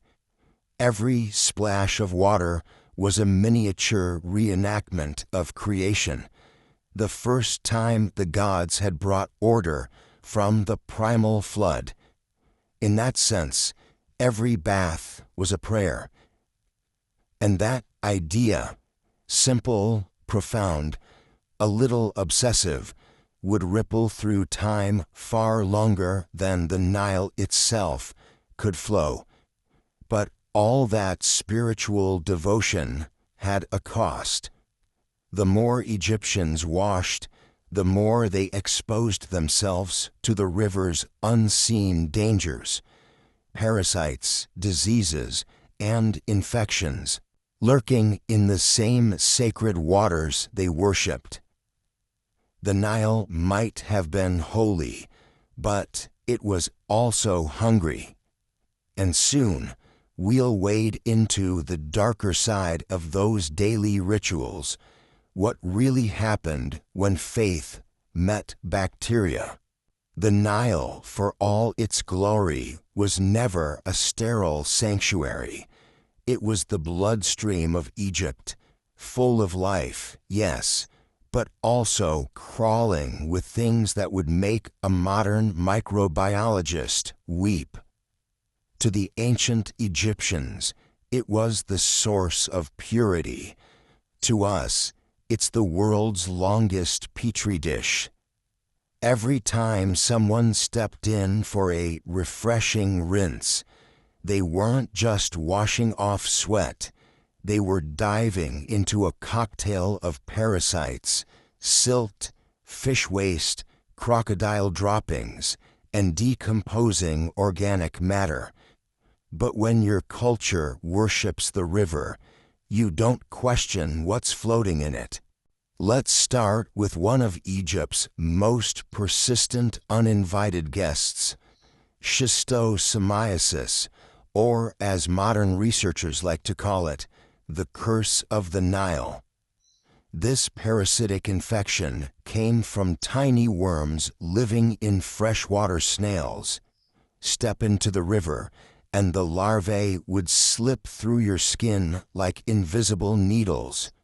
Inside your body, they'd settle down, grow up, mate, and lay eggs, some of which would exit with your waste to infect others, while others got stuck in your organs, causing fevers, pain, and eventual organ failure.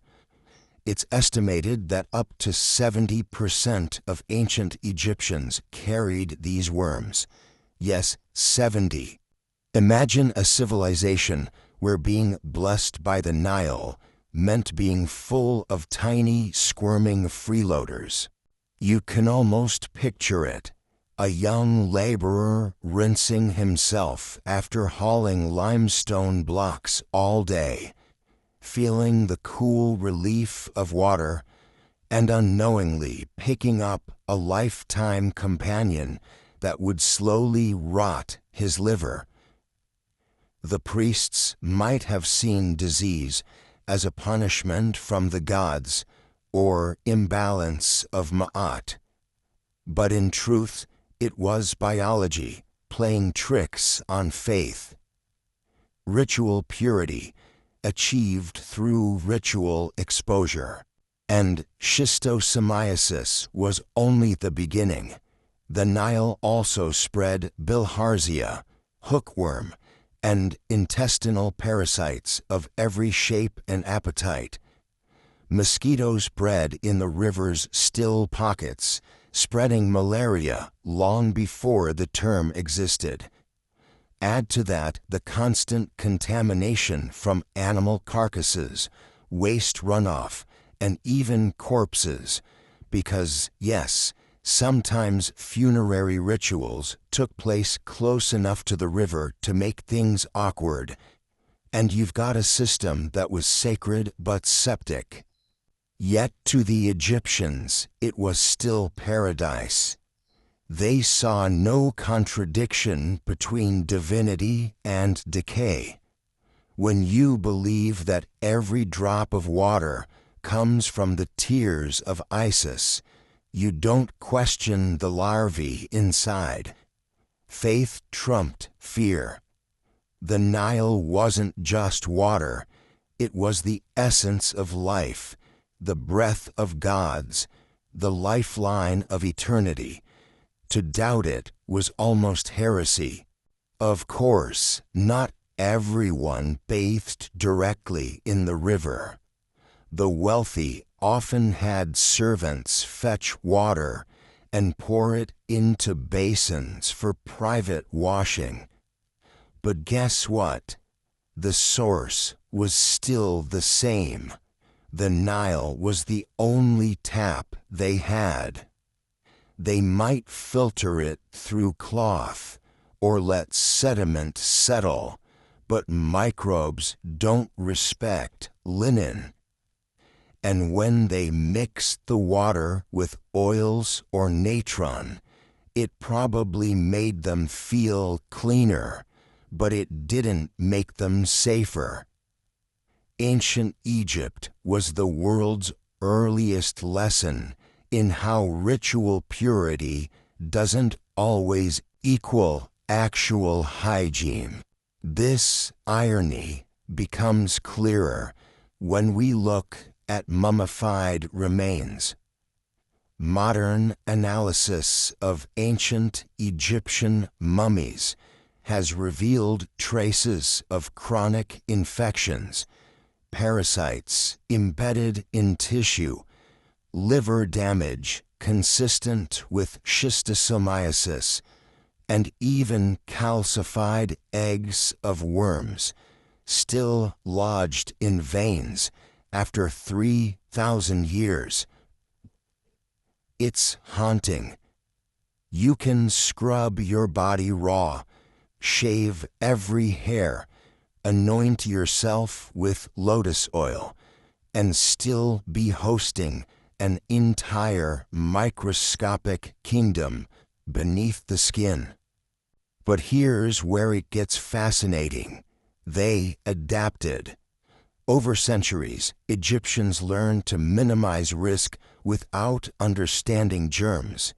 They bathed at specific times of day when the sun's heat thinned out snail populations. They preferred fast-moving sections of the river for washing, where the current diluted contaminants. They even developed hierarchies of water. Temple pools were holier and cleaner than common riverbanks. Ritual dictated when and where to bathe, and by sheer luck, some of those rituals aligned with real sanitation benefits. Religion, in its mysterious way, sometimes got the science right by accident. Still, for every stroke of luck, there was a price. Eye infections, for example, were rampant in Egypt. The dusty air and dirty water made conjunctivitis, the Egyptian eye, a chronic plague. Tomb paintings even show people with reddened, inflamed eyes, sometimes treated with copper or honey-based ointments. Ironically, those ointments worked to some extent. Copper kills bacteria, and honey draws out infection. So, while they didn't know why it worked, their trial-and-error medicine occasionally beat the odds. And if you think they gave up their river baths because of all this, absolutely not. The Nile was sacred. The gods demanded purity, and that was that. To refuse to bathe in it would be to step outside the rhythm of creation. They might die young, but at least they'd die clean, or well, clean-looking. What's remarkable is how this cultural devotion to the river endured. Generations passed, dynasties rose and fell, invaders came and went, but the Nile's pool never faded. Even when new religions arrived, they baptized their followers in its waters. Even when disease swept through villages, people blamed angered gods, not dirty water. It's a testament to belief's power. They could see suffering, even touch it, yet never doubt the sanctity of its source. Next, we'll look at the paradox of cleanliness as control, how pharaohs and priests used the ideal of purity not just for worship, but for power. Because in Egypt, staying clean wasn't just about hygiene, it was about staying obedient. Cleanliness in Egypt wasn't merely personal or spiritual, it was political. It was a language of power, a subtle but pervasive system of control that touched everyone from the lowliest farmer to the divine pharaoh himself. The Nile may have washed their bodies, but purity, the idea of it, was what kept the social order from dissolving. The elites didn't just model cleanliness, they enforced it. Think about it. The priests, constantly bathed and shaven, stood as living proof of cosmic order. They weren't just closer to the gods, they looked like it. The gleaming skin, the perfumed linen, the ritualized movements, every detail screamed authority. To appear clean was to appear righteous. To appear dirty was to look rebellious. And in a society where the afterlife depended on balance and obedience, rebellion had eternal consequences. The pharaoh, meanwhile, was the cleanest man alive by decree. His purity wasn't metaphorical, it was mandated. He alone embodied Mat, the principle of order. When he performed purification rituals, he wasn't just cleansing himself, he was symbolically washing the entire kingdom. In temples, priests poured sacred water over statues of the pharaoh in endless repetition, reenacting the creation of the world itself. Every drop whispered the same message: cleanliness is legitimacy. The gods favor the clean. This ideology trickled down, literally, to every household. Ordinary Egyptians couldn't afford exotic oils or servants, but they still performed miniature versions of royal purification. Morning rinses before meals, washing hands before touching food, cleaning tools, sweeping floors. These weren't just chores, they were echoes of divine order. Even children grew up with the idea that tidiness was next to godliness. A dirty child wasn't just neglected, they were spiritually out of tune. And yet the system had an edge. Those in power used purity to separate themselves from those without it. The unclean became a category. Laborers, foreigners, slaves, undertakers, people who handled death, dirt, or decay. They were necessary but marginalized, vital to society but kept at arm's length. The embalmers, who preserved bodies for eternity, were both respected and feared. Their craft ensured immortality for others, but their contact with corpses marked them as ritually impure. In the social hierarchy, purity and pollution defined where you stood. It's an old trick, really. Define what's pure, then make sure only the powerful can fully achieve it.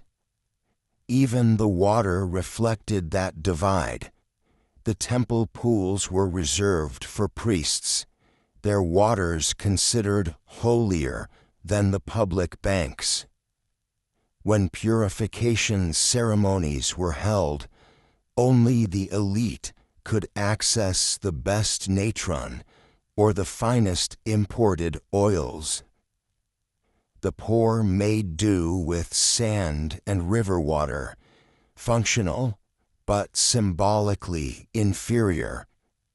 Cleanliness, like everything else in Egypt, was stratified. But here's where it gets fascinating. This obsession with ritual purity gave birth to some of the earliest forms of organized labor and public health.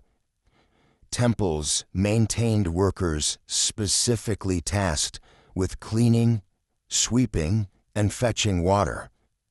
Pharaohs commissioned water basins in cities and set regulations for maintaining them.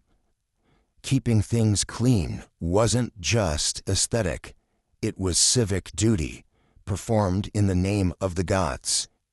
And because the line between religious and governmental authority was non-existent, hygiene became an act of patriotism. You didn't bathe for yourself, you bathed for Egypt. The irony: while the state preached purity, it also weaponized filth. Political enemies could be polluted symbolically, denied burial, cursed in tomb inscriptions, or depicted surrounded by vermin. Cleanliness equaled favor. Corruption equaled impurity. The same water that blessed you could be turned against you in ritual. Priests might pour libations to wash away evil, but they could also curse someone by contaminating their name, erasing it from monuments. Spiritual filth as punishment. In a way, The Egyptians invented cancel culture, just with hieroglyphs and crocodile dung. And like all hierarchies, purity had its loopholes.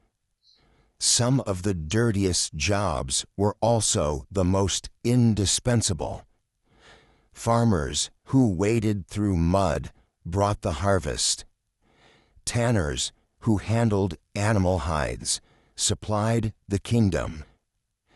Embalmers ensured eternal life. Dirt was a necessity, but it was always someone else's burden. Egyptian art reflects this beautifully. Nobles are painted in clean white linen, radiant and idealized, while servants and workers appear darker, grimier, grounded.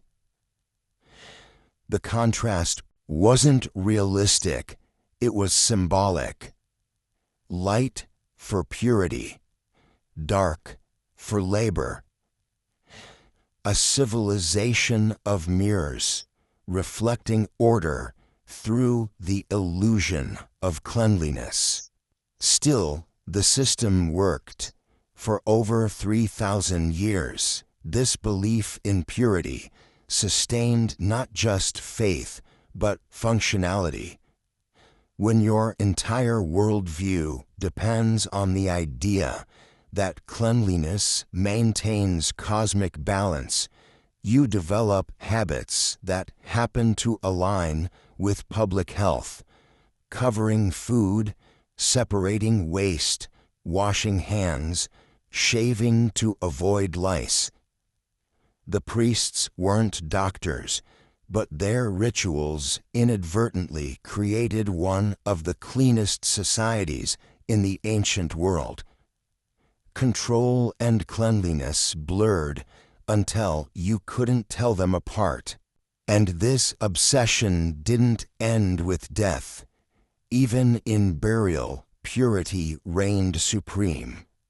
The embalming process was a grand purification ritual, washing the body, removing decay, packing it with natron, and wrapping it in immaculate linen. Death was dirt's final victory, so embalming was the last rebellion against it. The deceased had to be purified completely before facing judgment. Cleanliness wasn't just life's duty, it was the ticket to eternity. The embalming chamber was the ultimate theater of Egyptian hygiene, a place where the living battled decay in slow motion. Picture it, a dim, incense-heavy room filled with the scent of resins, oils, and something less pleasant lingering beneath. The air hums with flies, the flicker of oil lamps casting shadows over linen-wrapped forms. Here, cleanliness took on its most extreme form, because if you couldn't stay pure in life, the least you could do was stay intact in death. Mummification wasn't just a funerary practice, it was the final act of purification. To the Egyptians, decay was the enemy, the physical manifestation of chaos. When a body decomposed, it wasn't just rotting, it was falling out of harmony with Ma'at. The embalmers were, therefore, not mere morticians.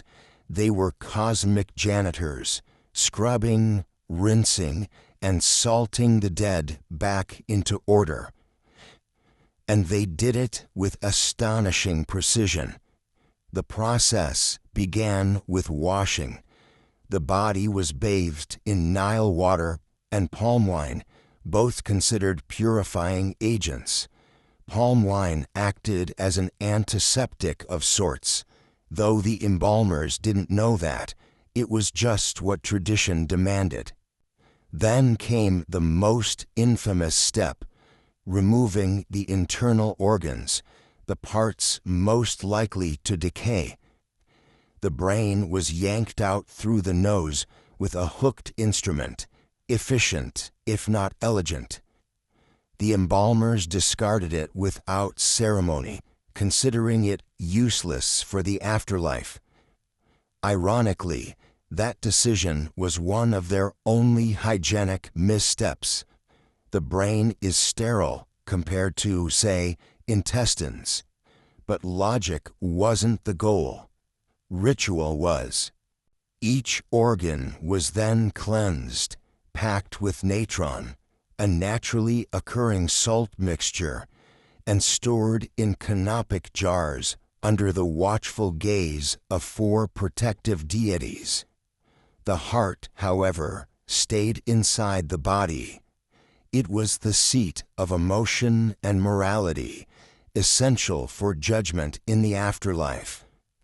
The rest of the cavity was rinsed with palm wine, stuffed with resins and spices, and sealed.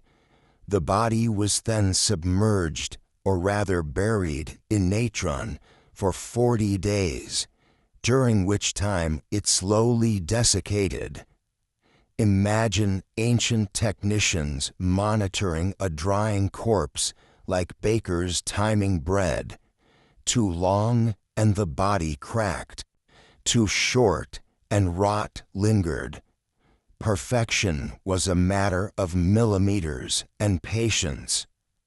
When the drying was done, the body was again washed, this time not just with Nile water, but with perfumed oils, cedar, myrrh, lotus, and cinnamon, if one could afford it. These oils weren't chosen for scent alone. Many were mildly antibacterial, an accidental triumph of chemistry. The embalmers were, in effect, performing an ancient antiseptic ritual without understanding it. Each layer of linen, hundreds of them, was brushed with resin to seal the body, creating a barrier against moisture and insects. What emerged at the end was not a corpse, but a sanitized sculpture of humanity, ready for eternity. But here's the irony. The men performing these miracles of preservation were considered unclean.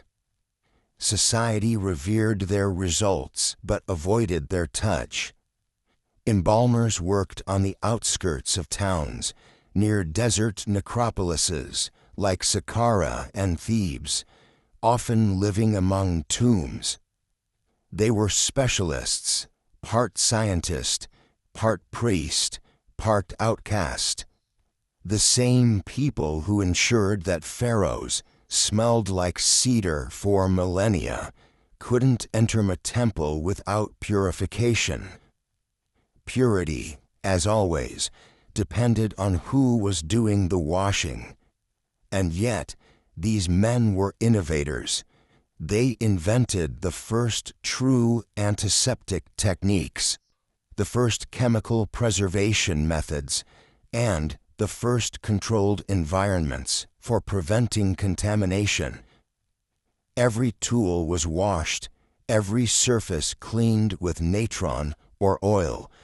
Even the wrapping of the body was methodical, one limb at a time, each finger and toe given its due.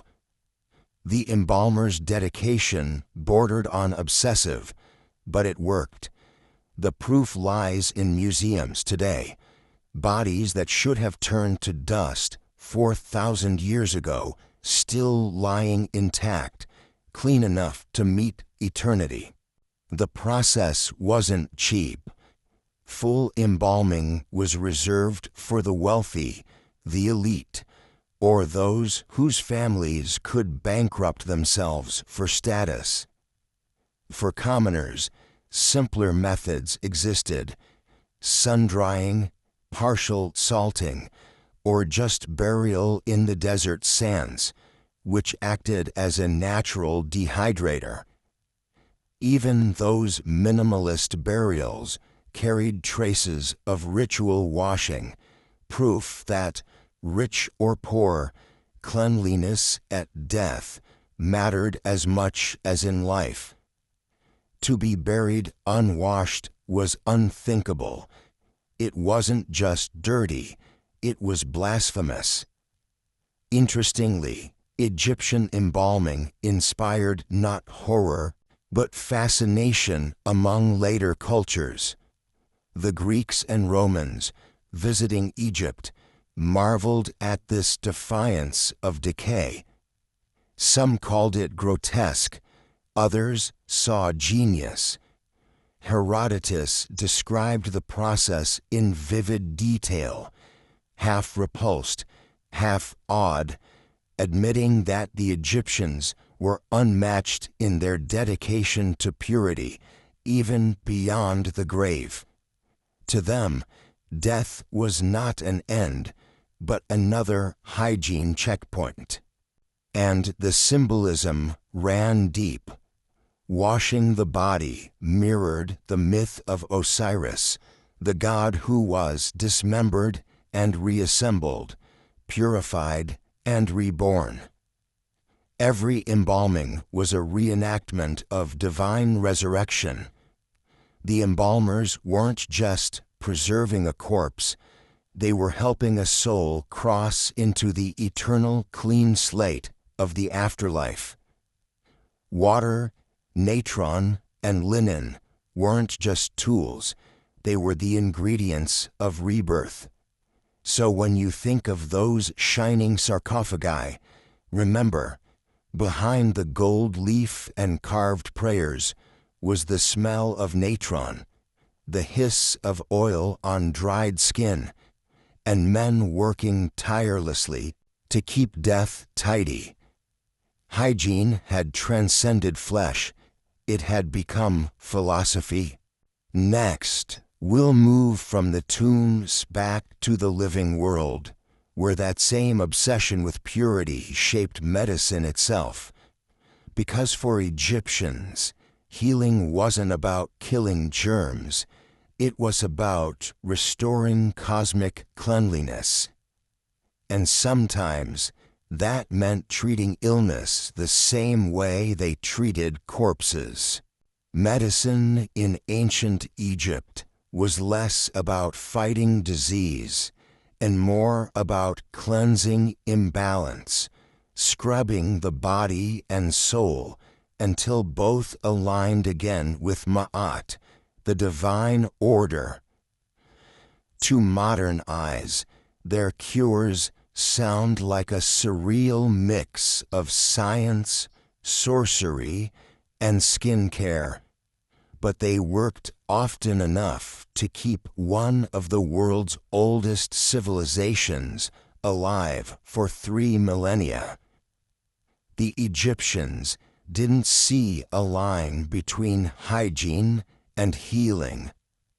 To them, an illness was just a kind of impurity, a moral, spiritual, or physical dirt that needed to be washed, expelled, or purified away. Picture an Egyptian physician, or rather a swan, as they were called, arriving at a patient's home. He carries pouches of natron, jars of honey, small knives of bronze, and papyrus scrolls of spells. Before he does anything, he washes his hands in Nile water, then in palm wine, just as a priest would before entering a temple. Medicine was ritual. Every treatment began with purification, sometimes of the doctor, sometimes of the patient, sometimes of the room itself. Healing, after all, was sacred business. Their remedies were an impressive blend of logic and faith. Honey, for example, was used liberally on wounds, and it worked. Honey's natural antibacterial properties made it a primitive but effective antiseptic. Copper solutions were applied to infected eyes, again, science accidentally on their side. Laxatives were common too, because purification often meant getting rid of what's inside. You had to cleanse the body from within, purging bad spirits, toxins, or excess fluids, whatever language they used for imbalance. Egyptian doctors believed the body was like the Nile. When flow was blocked or contaminated, sickness followed. Their solution? Restore the flow, one way or another. Of course, some cures make less sense under modern light. Apply dung of the crocodile to the wound was an actual instruction in one medical papyrus, probably less a disinfectant and more a symbolic channeling of divine strength. The Ebers Papyrus, one of the oldest medical texts in the world, lists over 800 remedies, many of which begin with some version of wash, purify, and recite. The treatment wasn't complete until cleanliness was both physical and spiritual. And that's the key to understanding Egyptian medicine. It wasn't about killing invisible invaders. It was about restoring visible harmony.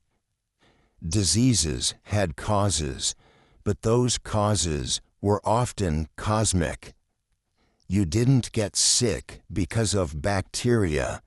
You got sick because something, perhaps a spirit, a curse, or even your own carelessness, had dirtied your soul's alignment. The body reflected the disorder of the universe. The cure, a good wash, a prayer, and maybe a poultice of honey and herbs for good measure. Still, not all was mystical nonsense.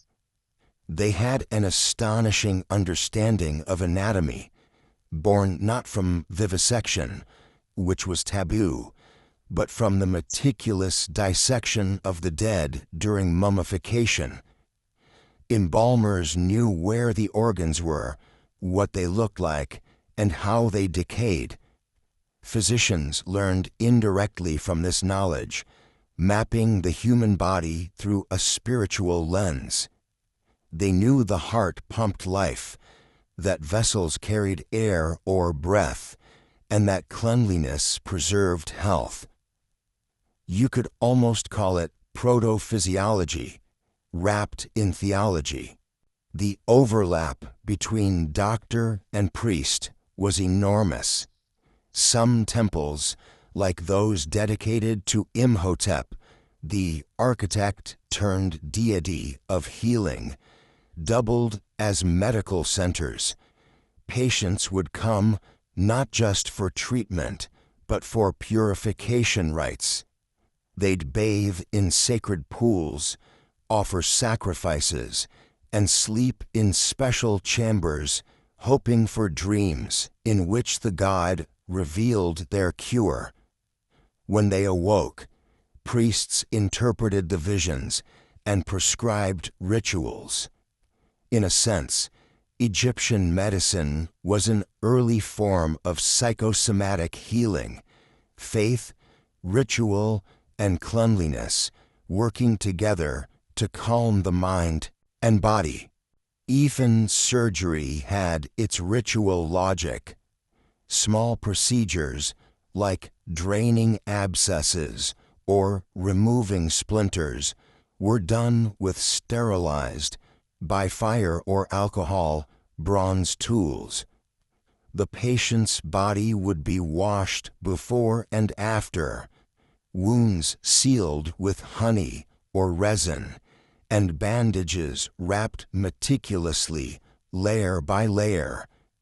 Cleanliness, again, wasn't optional. It was intrinsic to success. No one spoke of infection in clinical terms, but they knew dirty wounds festered and clean ones healed. Their language might have been mystical, but their instincts were practical. Yet for all this, Egyptian healthcare was still a mirror of their society, tiered, orderly, unequal. The wealthy could afford trained physicians. The poor relied on charm sellers, herbalists, and midwives. But even at the lowest levels, the language of purification persisted. A mother might bathe her feverish child in Nile water, whispering prayers as she rubbed natron into his skin, believing the sickness would wash away. It wasn't medicine as we know it, but it was comfort, ritual, and hope. What's striking is how modern echoes of these practices endure. The very act of washing hands before surgery, of sterilizing tools, of cleansing wounds, all trace their lineage in spirit, if not in science, back to those ancient Nile rituals. The Egyptians might not have known microbes, but they understood something deeper, that cleanliness protects, that order is health, that purity, literal or symbolic, is life's first line of defense against chaos.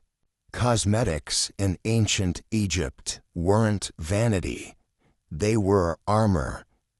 Every streak of kohl and dab of perfume had meaning, function, and, occasionally, poison. When you imagine an Egyptian, say Cleopatra or a farmer's wife on her way to the market, you probably picture eyes rimmed in deep black, skin glowing with oils, and maybe a faint shimmer of something golden. But behind the beauty lay chemistry, magic, and survival. Hygiene wasn't just about staying clean. It was about looking and smelling like you belonged in the divine order. Let's start with that kohl. It wasn't just eyeliner. It was medicine, sunscreen, bug repellent, and spiritual protection, all in one slick stroke. Egyptians made it from galena, a form of lead sulfide, or malachite, a green copper ore, ground to powder and mixed with fat or oil. Sounds dangerous. It was, at least by modern standards, but in trace amounts, the lead compounds actually triggered the production of nitric oxide in the skin, boosting immune defenses against eye infections. So when you see statues of gods and pharaohs with thick, smoky eyeliner, it wasn't fashion, it was practical immunology 2,000 years before Pasteur. Both men and women wore it. Soldiers lined their eyes before heading into the blinding desert sun. Fishermen before casting their nets in the glare of the Nile. Even children sometimes had their eyes darkened to keep away flies and the evil eye. Every jar of kohl was a little pharmacy disguised as beauty. And the blacker, the better. Then came the oils. Daily anointing was as essential as bathing. The desert air was merciless, the sun unrelenting, and skin, if left dry, cracked faster than a mud brick wall. Egyptians slathered themselves with oils pressed from moringa, sesame, or castor seeds, often infused with fragrant herbs, lotus, myrrh, or cinnamon. It wasn't indulgence, it was protection. Think of it as SPF 3000 BCE. The wealthy had scented oils imported in alabaster jars from Punt or Syria, while commoners might settle for something humbler, perhaps animal fat, softened with crushed herbs. Either way, to skip your daily oiling was social and dermatological suicide. Perfume, though, was where hygiene met theology. The ancient Egyptians didn't just wear fragrance, they believed scent was divine. The gods themselves smelled of incense and lotus, so humans tried to emulate that holiness. Temples reeked of frankincense and kifi, a sweet, resinous mix of honey, wine, and herbs, and priests were expected to smell just as sacred. Women wore wax cones of perfumed fat on their heads at feasts, slowly melting and releasing aroma as the night grew warm. Imagine a candle that turns into skincare mid-dinner. It was both decadent and delightfully efficient. Even shaving was ritualized. Clean-shaven men were considered orderly and pure. Priests shaved everything, head, face, body, every few days.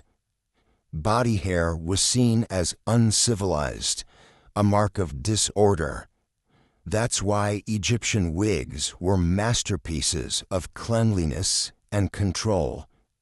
Made from human hair or palm fiber, they were washed, scented, and carefully maintained.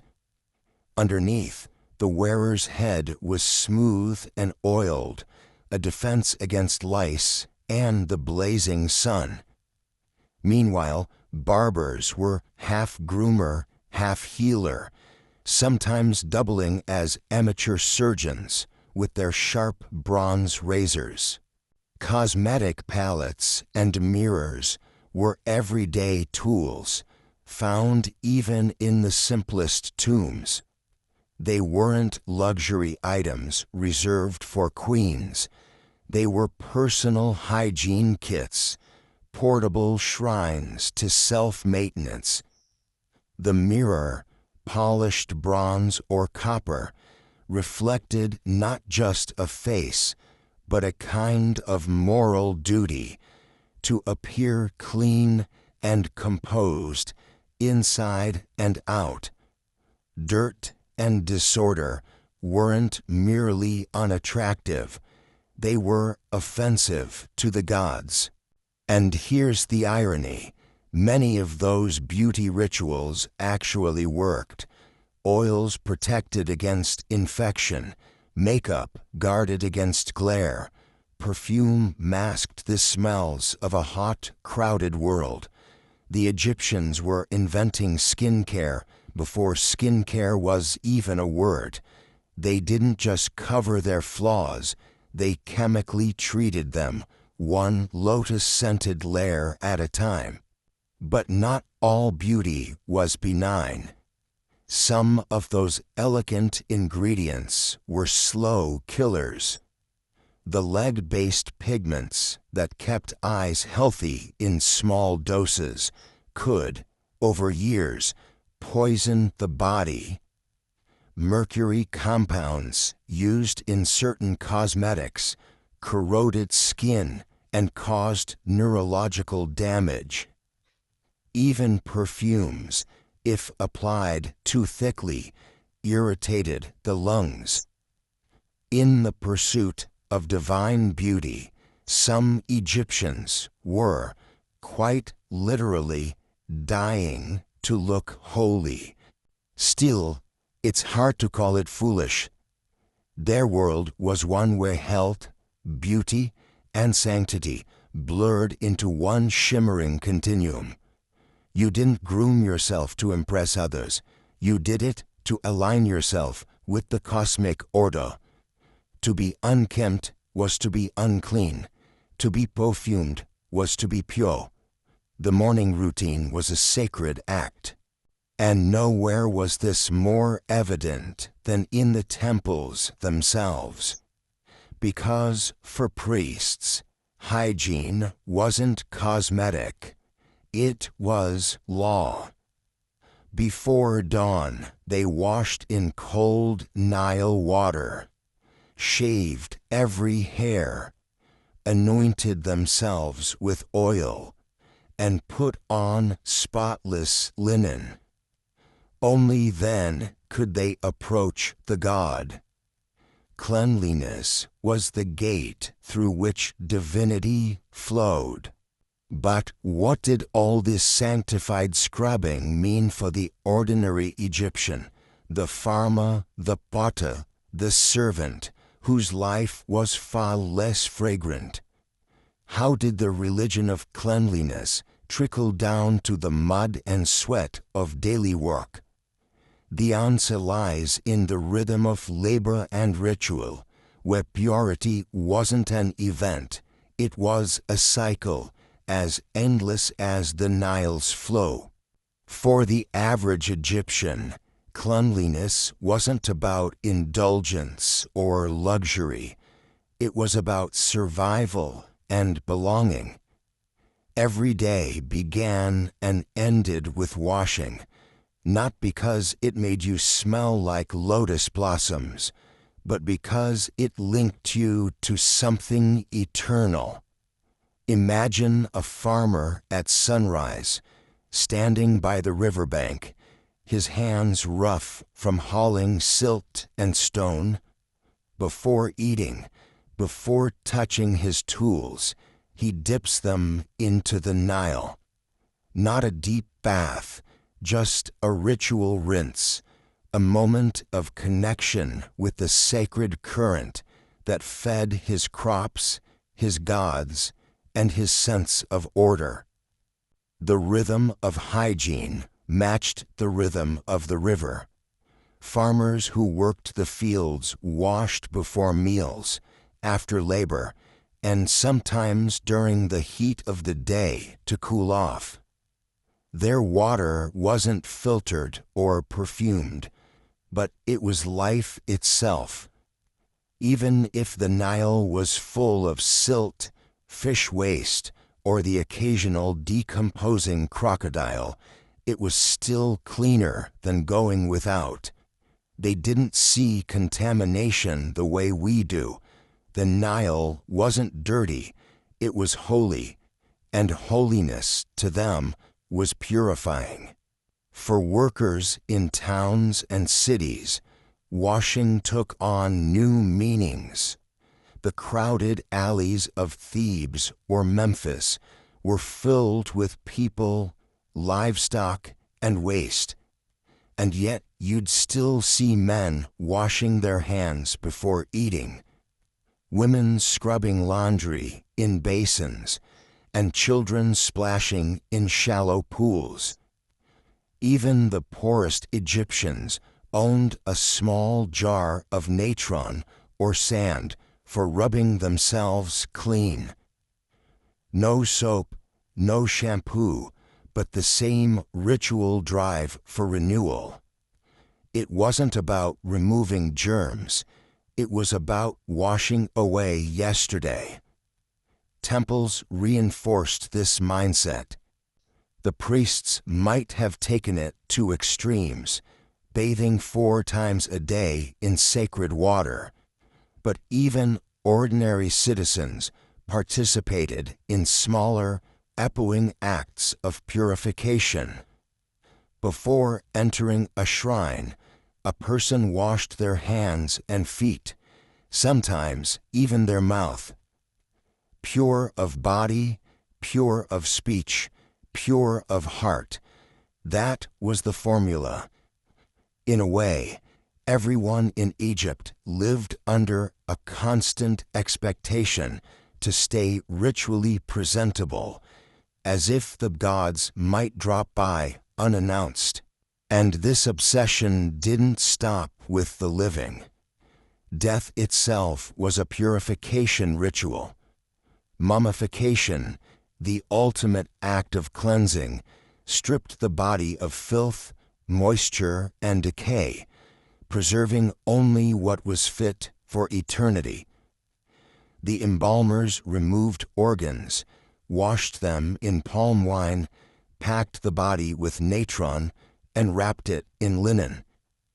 Even the word for embalmer carried connotations of purity and priesthood. To rot was chaos. To stay clean forever was order incarnate. So when an Egyptian washed his face or scrubbed with sand, he was reenacting a sacred cycle. It was an act of defiance against decay, against chaos, against the creeping disorder that claimed everything if left unchecked. Cleanliness wasn't a luxury. It was moral armor. But let's be honest, it wasn't always glamorous. Daily labor turned even the cleanest worker into a mud-coated figure by midday.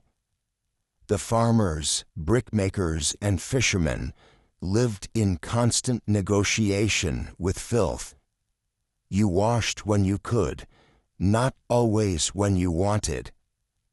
Sandstorms, floods, and animal dung made dirt an unavoidable roommate. And yet, even in the thick of it, the Egyptians still found ways to honor purity. Some carried small amulets shaped like wash basins or sacred water jars, reminders that cleansing was never far away. Their homes, too, reflected this idea. Even simple mud brick houses had designated spots for washing. Small depressions in the floor or jars of water kept by the door. The act of returning home often began with a rinse, as if to leave the outside world behind. In wealthier homes, servants poured water over their master's hands while they sat on low stools, washing away the day's labor before dinner. The gesture was both practical and symbolic, a reset between work and rest, between chaos and comfort. Festivals and communal gatherings multiplied these rituals. Before a feast, people washed together. Before a burial, mourners bathed. Before a marriage, both bride and groom underwent purification rites. It was an unbroken thread of renewal, woven into every transition in life. To neglect it wasn't just unsanitary, it was socially dangerous. Dirt marked you as disorderly, perhaps even cursed.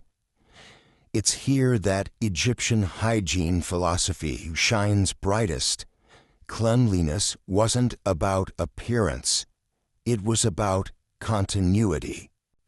Every wash reaffirmed the bond between human and divine, between land and river, between the mortal and the eternal.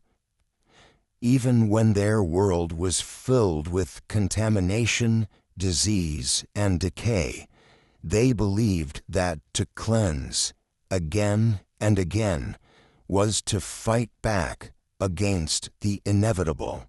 Of course, the Nile was both their savior and their curse. The same water that purified them also carried parasites and pathogens, invisible armies that no spell or natron scrub could fully defeat. yet they returned to it daily, unwavering in their faith that purity came from contact, not avoidance.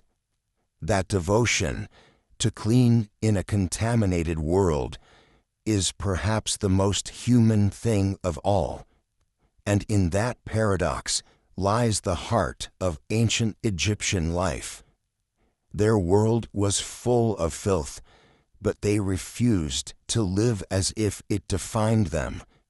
They washed not to erase the dirt, but to remind themselves that they were more than it. That somewhere between the silt and the sunlight, between the sweat and the sand, purity could still exist.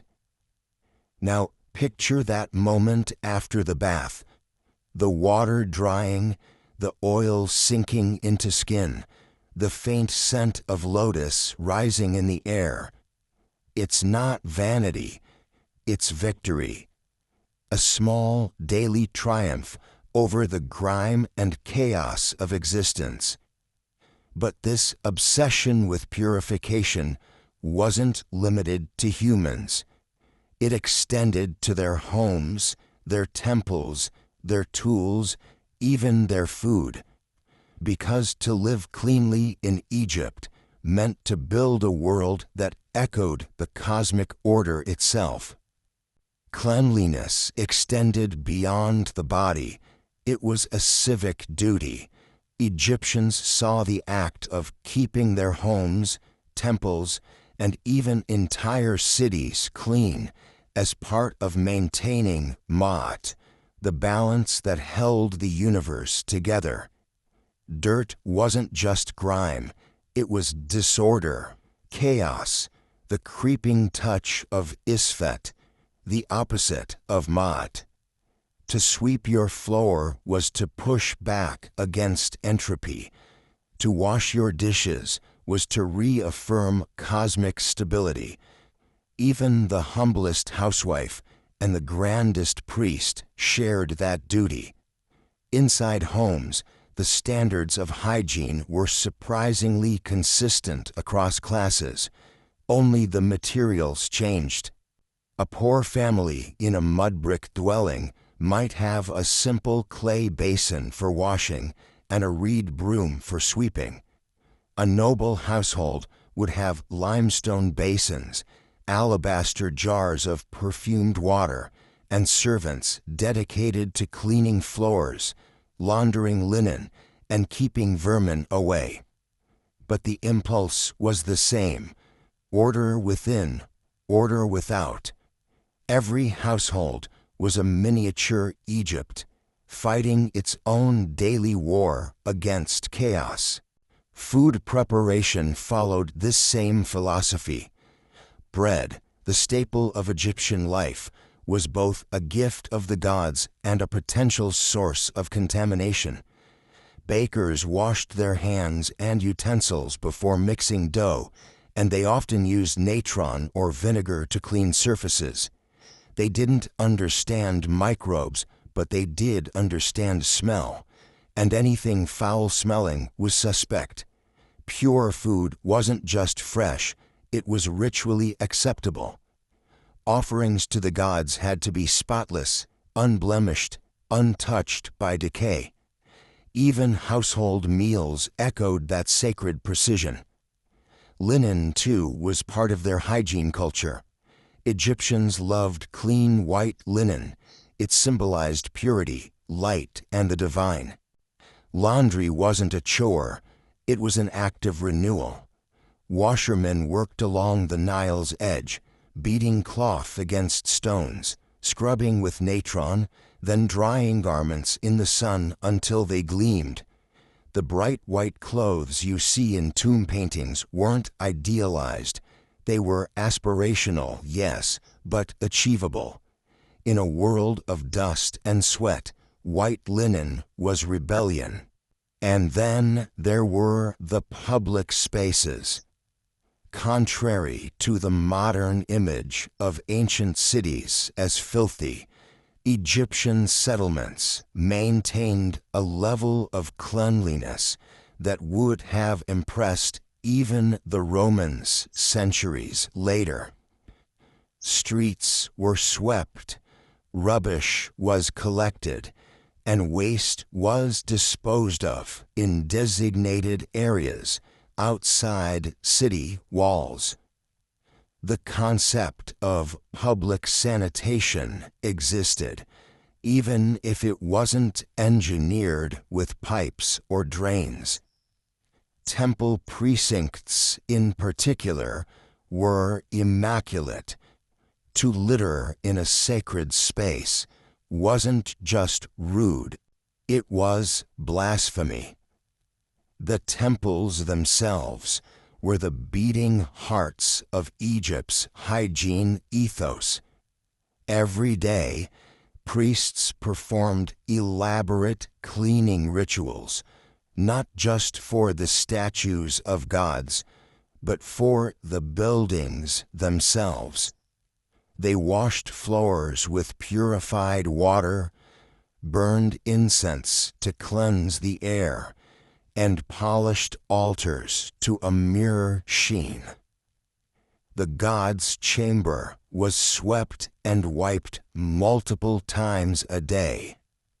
If a speck of dust settled on a divine statue, it was wiped away immediately.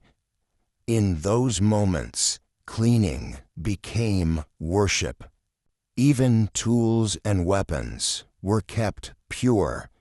Farmers oiled their plows to keep them from rusting. Soldiers polished their blades until they shone. Craftsmen washed their hands before working precious materials like gold or alabaster. To handle something sacred or even valuable without cleanliness was an insult to the material itself.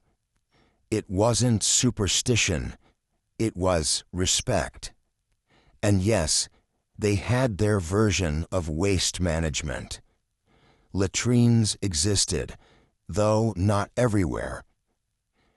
Wealthy homes and palaces sometimes featured small limestone or ceramic toilets, essentially a seat over a sand-filled pit.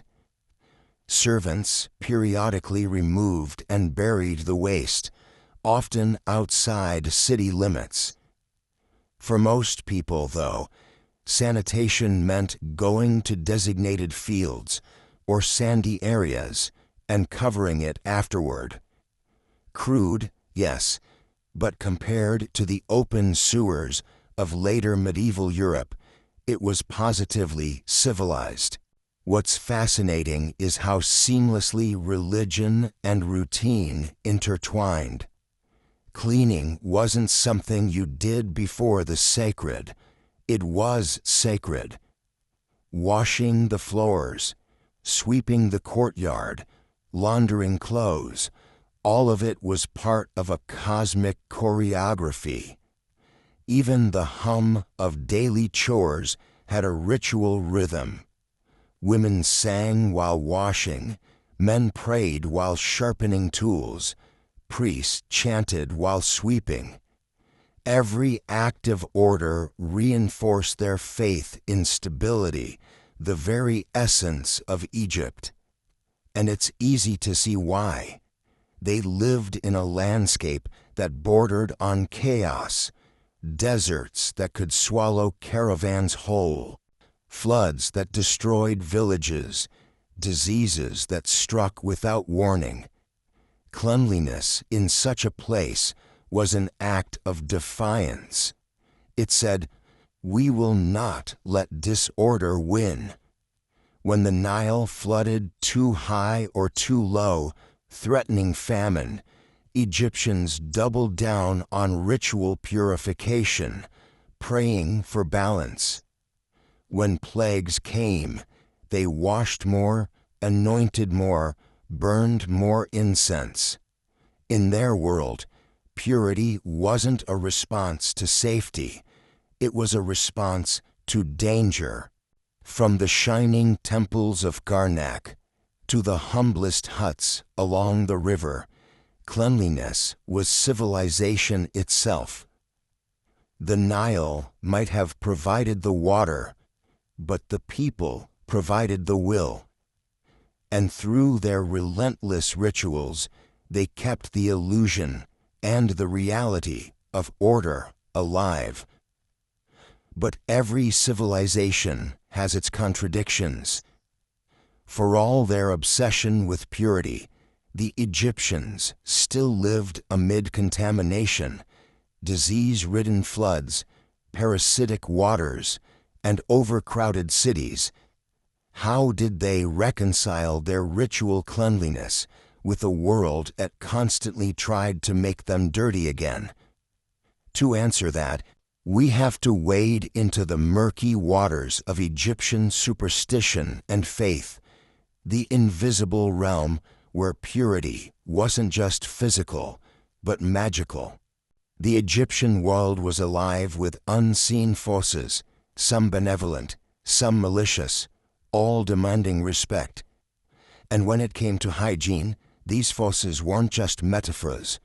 The Egyptians believed that cleanliness protected not only against physical decay, but against the invisible dangers that lurked in dust, shadow, and stagnant water. Dirt could harbor demons. Foul smells could attract malevolent spirits. Disease, to them, was as much spiritual as biological. So every bath, every scrub, every whiff of incense was both disinfection and exorcism. They even had words for these threats. Aku, Sekhem, Heka. These referred to various kinds of spiritual energy, power, or influence. Some were good, others corrupting. To bathe was to restore balance among them. A dirty body was vulnerable to chaos spirits, the creeping embodiments of disease. A clean one was shielded, wrapped in divine harmony. So when someone fell ill, they didn't ask, "What germ caused this?" They asked, "What impurity entered my life?"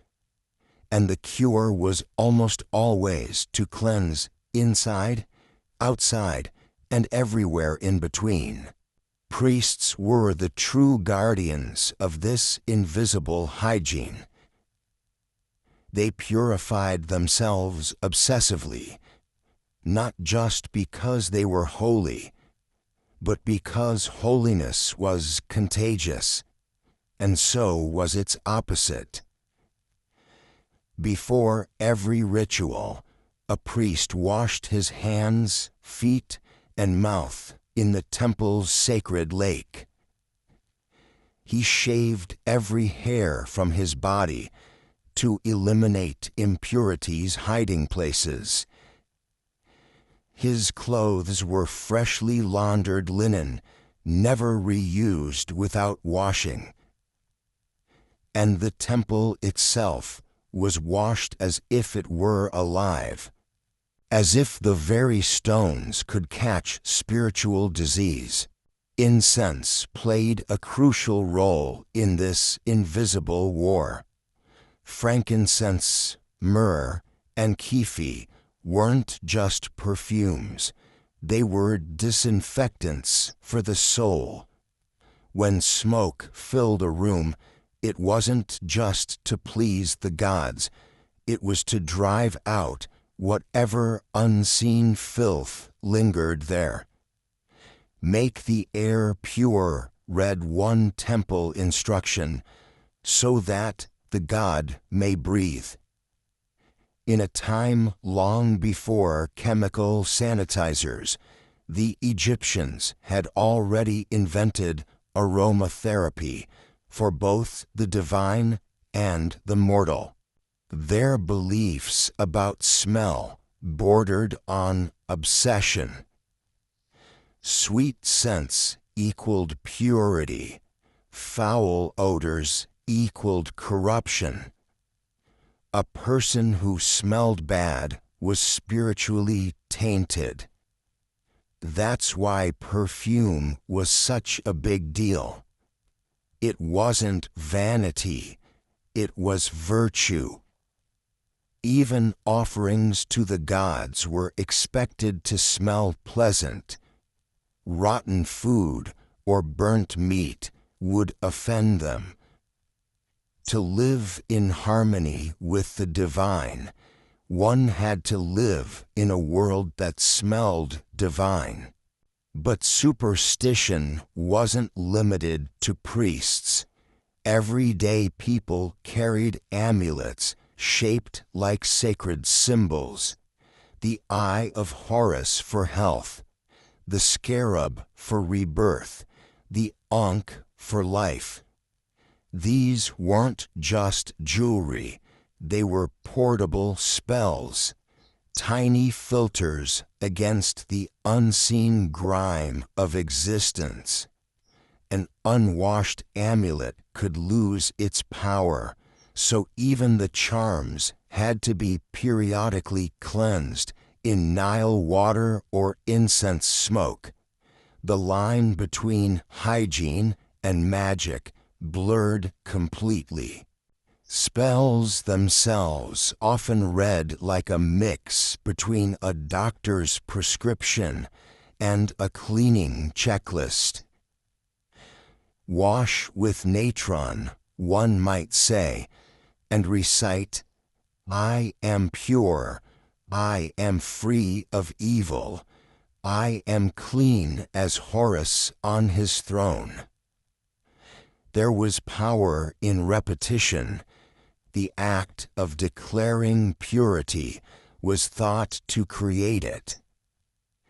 Modern psychology might call it affirmation.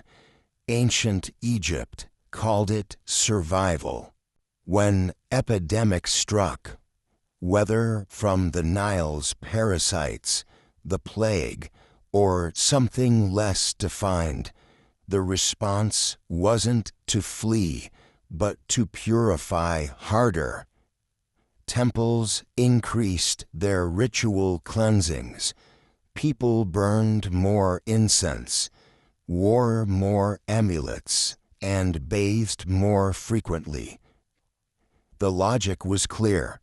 If filth caused suffering, then purity must bring protection. And while that didn't always stop disease, it probably did improve basic hygiene enough to save lives, even if they didn't understand why. It's easy to dismiss these rituals as superstition, but they reflect a profound truth. The Egyptians recognized the link between cleanliness and health long before science proved it. Their logic was spiritual, but their outcomes were often practical. By insisting that purity equaled safety, they created habits that genuinely reduced risk. Ritual saved lives, even if magic got the credit. And their philosophy extended beyond humans. Animals, especially sacred ones, were kept clean too. Temple cats were brushed and bathed. Ibises and falcons were cared for like royalty. The priests who tended them followed purification routines nearly identical to those they used for themselves. A dirty temple animal was an omen, a sign of neglect that could bring divine displeasure. Cleanliness was devotion. All of this reveals something remarkable about Egyptian culture. They understood that decay, both physical and moral, was inevitable, but could be held at bay through discipline. Purity was not a permanent state. It was a practice, a ritual dance with the forces of chaos. Every sunrise demanded a new round of washing, anointing, and prayer, as if to say, "We survived another night. Let's begin again clean." It was an eternal loop.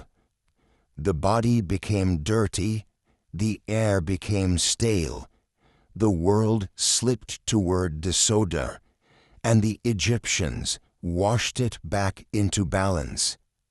They didn't fight chaos by destroying it. They managed it through rhythm. In that sense, their hygiene rituals were not primitive.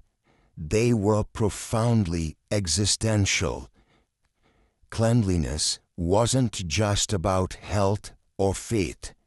It was about control in a world where control was rare. And perhaps that's why, even millennia later, we still find something comforting in the Egyptian obsession with purity.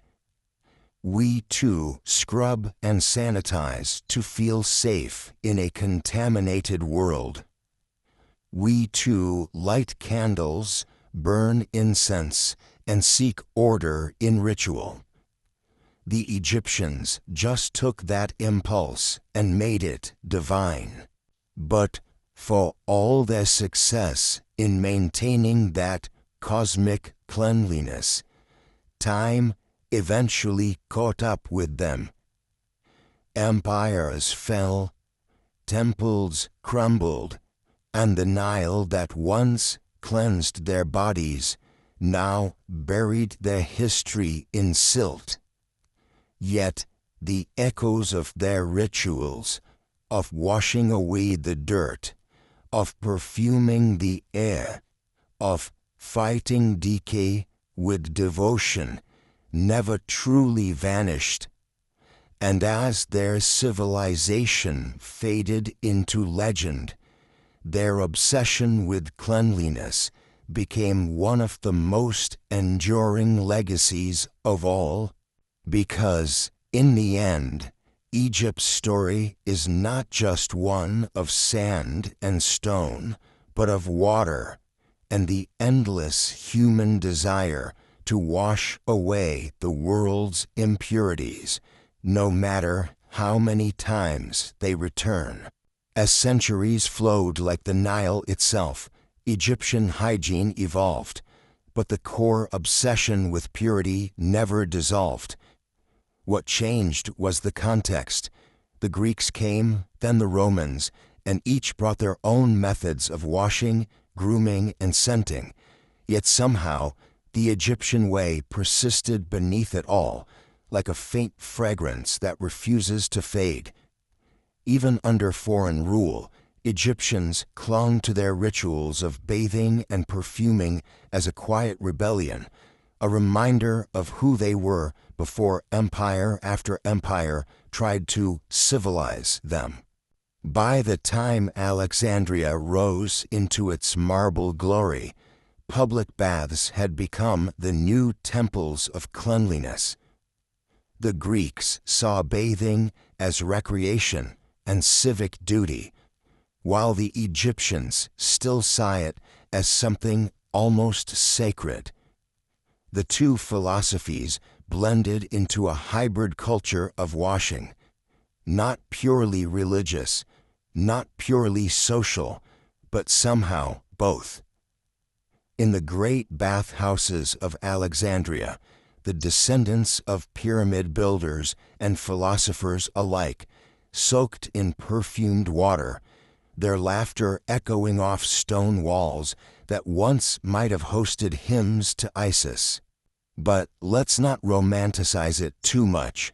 Even at the height of Hellenistic luxury, most Egyptians still lived in mud brick homes, bathed in the open, and scraped their skin with sand. Perfume was for the wealthy. Natron and Nile water were for everyone else. Still, the cultural reverence for cleanliness remained intact. No conqueror could take that. In fact, the Greeks were so taken by Egyptian hygiene that they imported many of their customs: oils, unguents, and even the idea that cleanliness was close to godliness.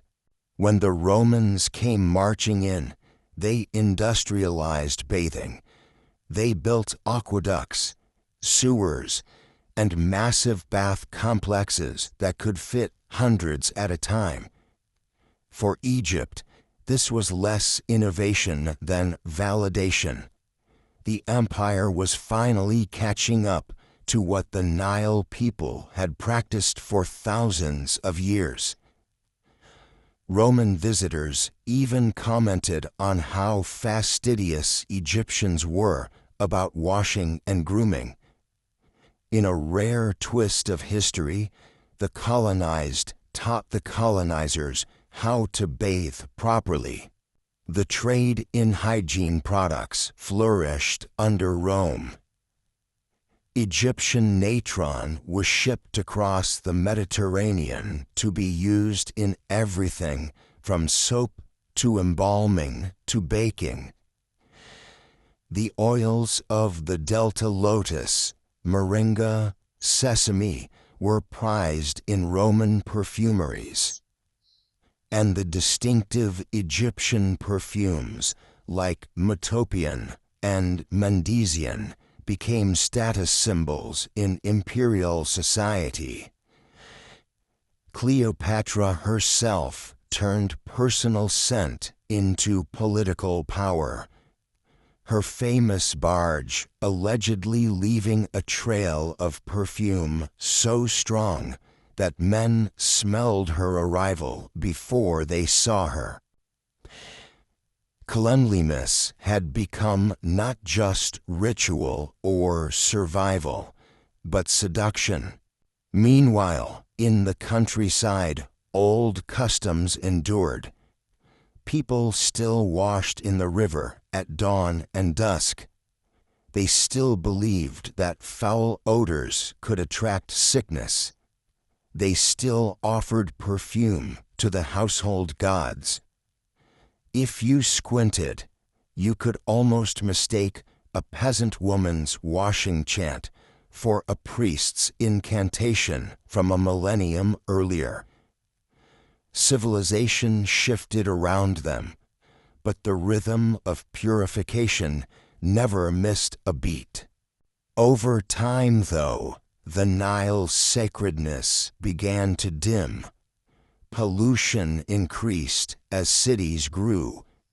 The same river that once symbolized life began to carry disease. The Romans built latrines and drainage systems, but they didn't reach everyone. The peasants who once believed in the Nile's healing powers now feared its water. What was once divine had become contaminated, both literally and symbolically. The great cleanser of Egypt was now its greatest risk.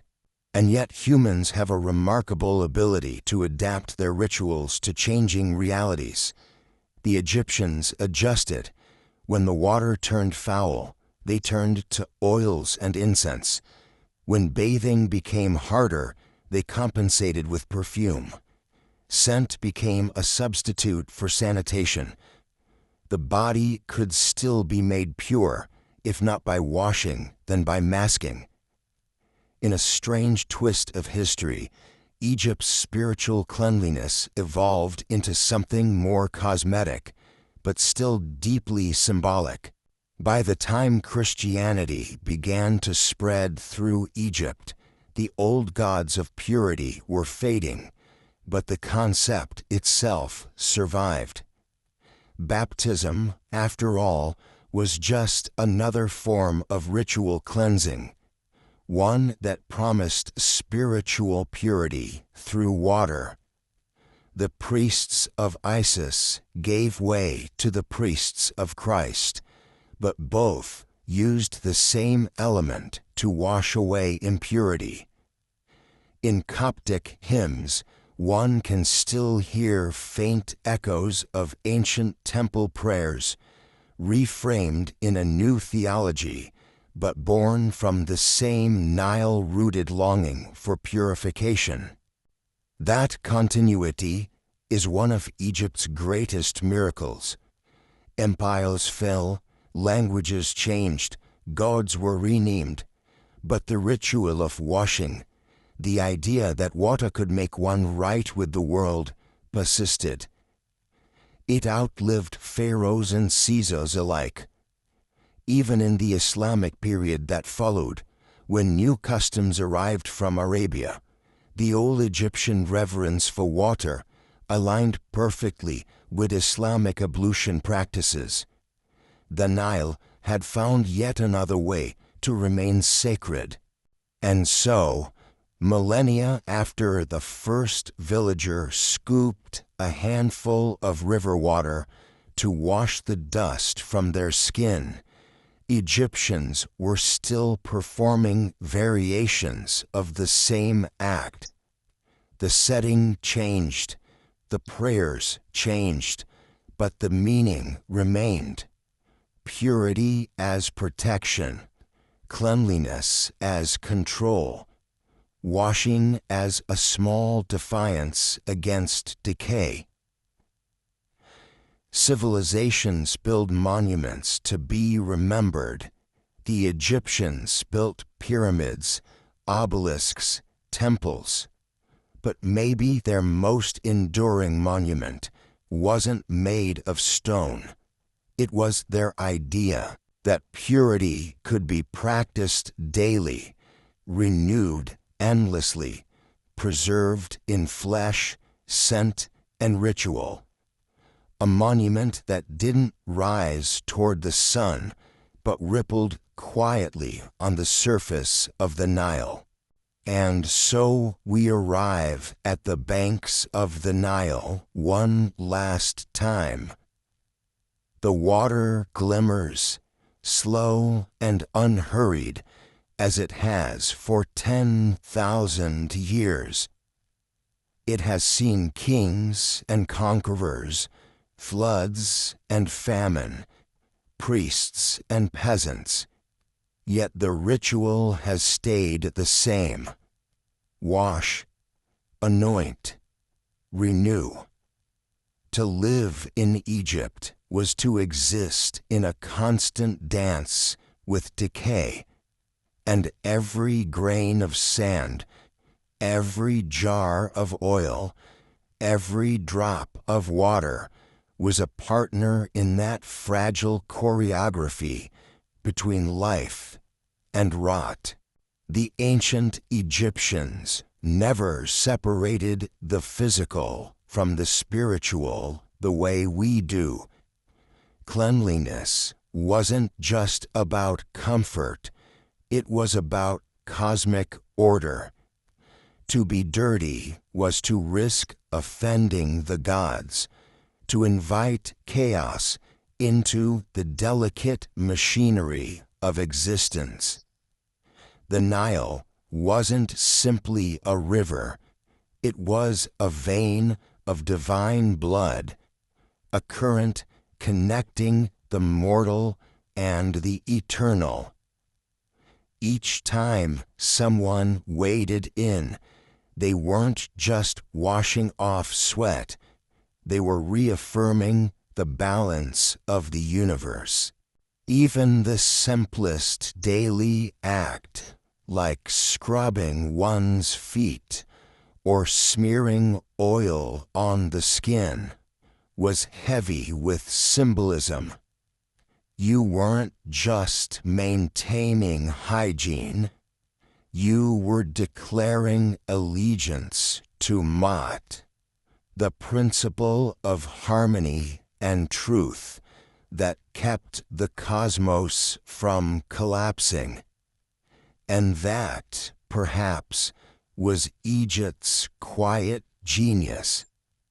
They turned the mundane into the sacred, elevating everyday survival into ritual art. Of course, the irony of history is that while they mastered cleanliness, their world was far from clean. The water they trusted teemed with parasites. The sand that scrubbed their bodies also embedded itself into wounds. The oils that masked odor could turn rancid in the heat. Yet none of that diminished their faith in purity. If anything, it made their devotion more impressive. This stubborn insistence on order in a world perpetually falling apart. And maybe that's the real story of Egyptian hygiene. Not the luxurious baths of nobles or the perfumed seductions of queens, but the persistence of belief in the face of filth. The human refusal to surrender to decay. Every bath in the Nile was a tiny rebellion against mortality. You could wash your body for only so long before the desert claimed it, but for that brief, shining moment, you were clean, reborn, and in sync with the divine rhythm of the world. Centuries later, when travelers from Greece or Rome or even modern Europe wrote about Egypt, they always remarked on how clean its people were, how they washed daily, how they smelled of incense and flowers, how they carried themselves as though they belonged to another order of being. What they were witnessing wasn't vanity, it was heritage. The Nile didn't just carve the land, it carved identity. Even now, echoes of those ancient habits ripple through time. Egyptian children are still taught to wash before meals, to cleanse before prayer, to keep waters sacred. The perfumes and oils of ancient days still inspire modern scents. The same lotus and moringa still grow along the same waters. The gods may be gone, but their rituals live on in muscle memory and culture, embedded in the gestures of millions who may never know the origin of their habits. And that's the beauty of it, isn't it? You don't have to believe in Ra or Osiris to feel the power of water. You don't have to chant hymns to Isis to understand the serenity of washing away dust after a long day. These acts transcend religion and empire. They're human. The ancient Egyptians just perfected the art and wrapped it in myth until even soap felt sacred. So next time you step into a bath or run water over your hands, imagine the Nile flowing through your fingers. Imagine the sand, the oil, the scent of lotus, the faint echo of temple chants mixing with the soft splash of water.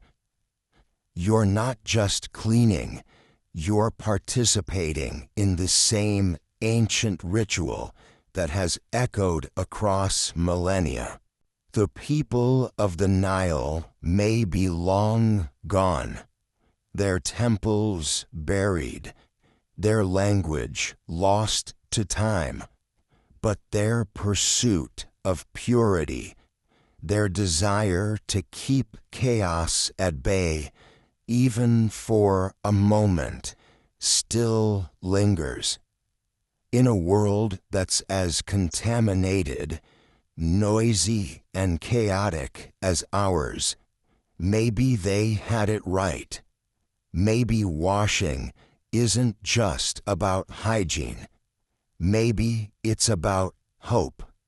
So, wherever you are tonight, take a breath, wash your hands, and remember, the Nile may not flow past your window, but the spirit of its waters, clear, sacred, defiant, still runs through all of us.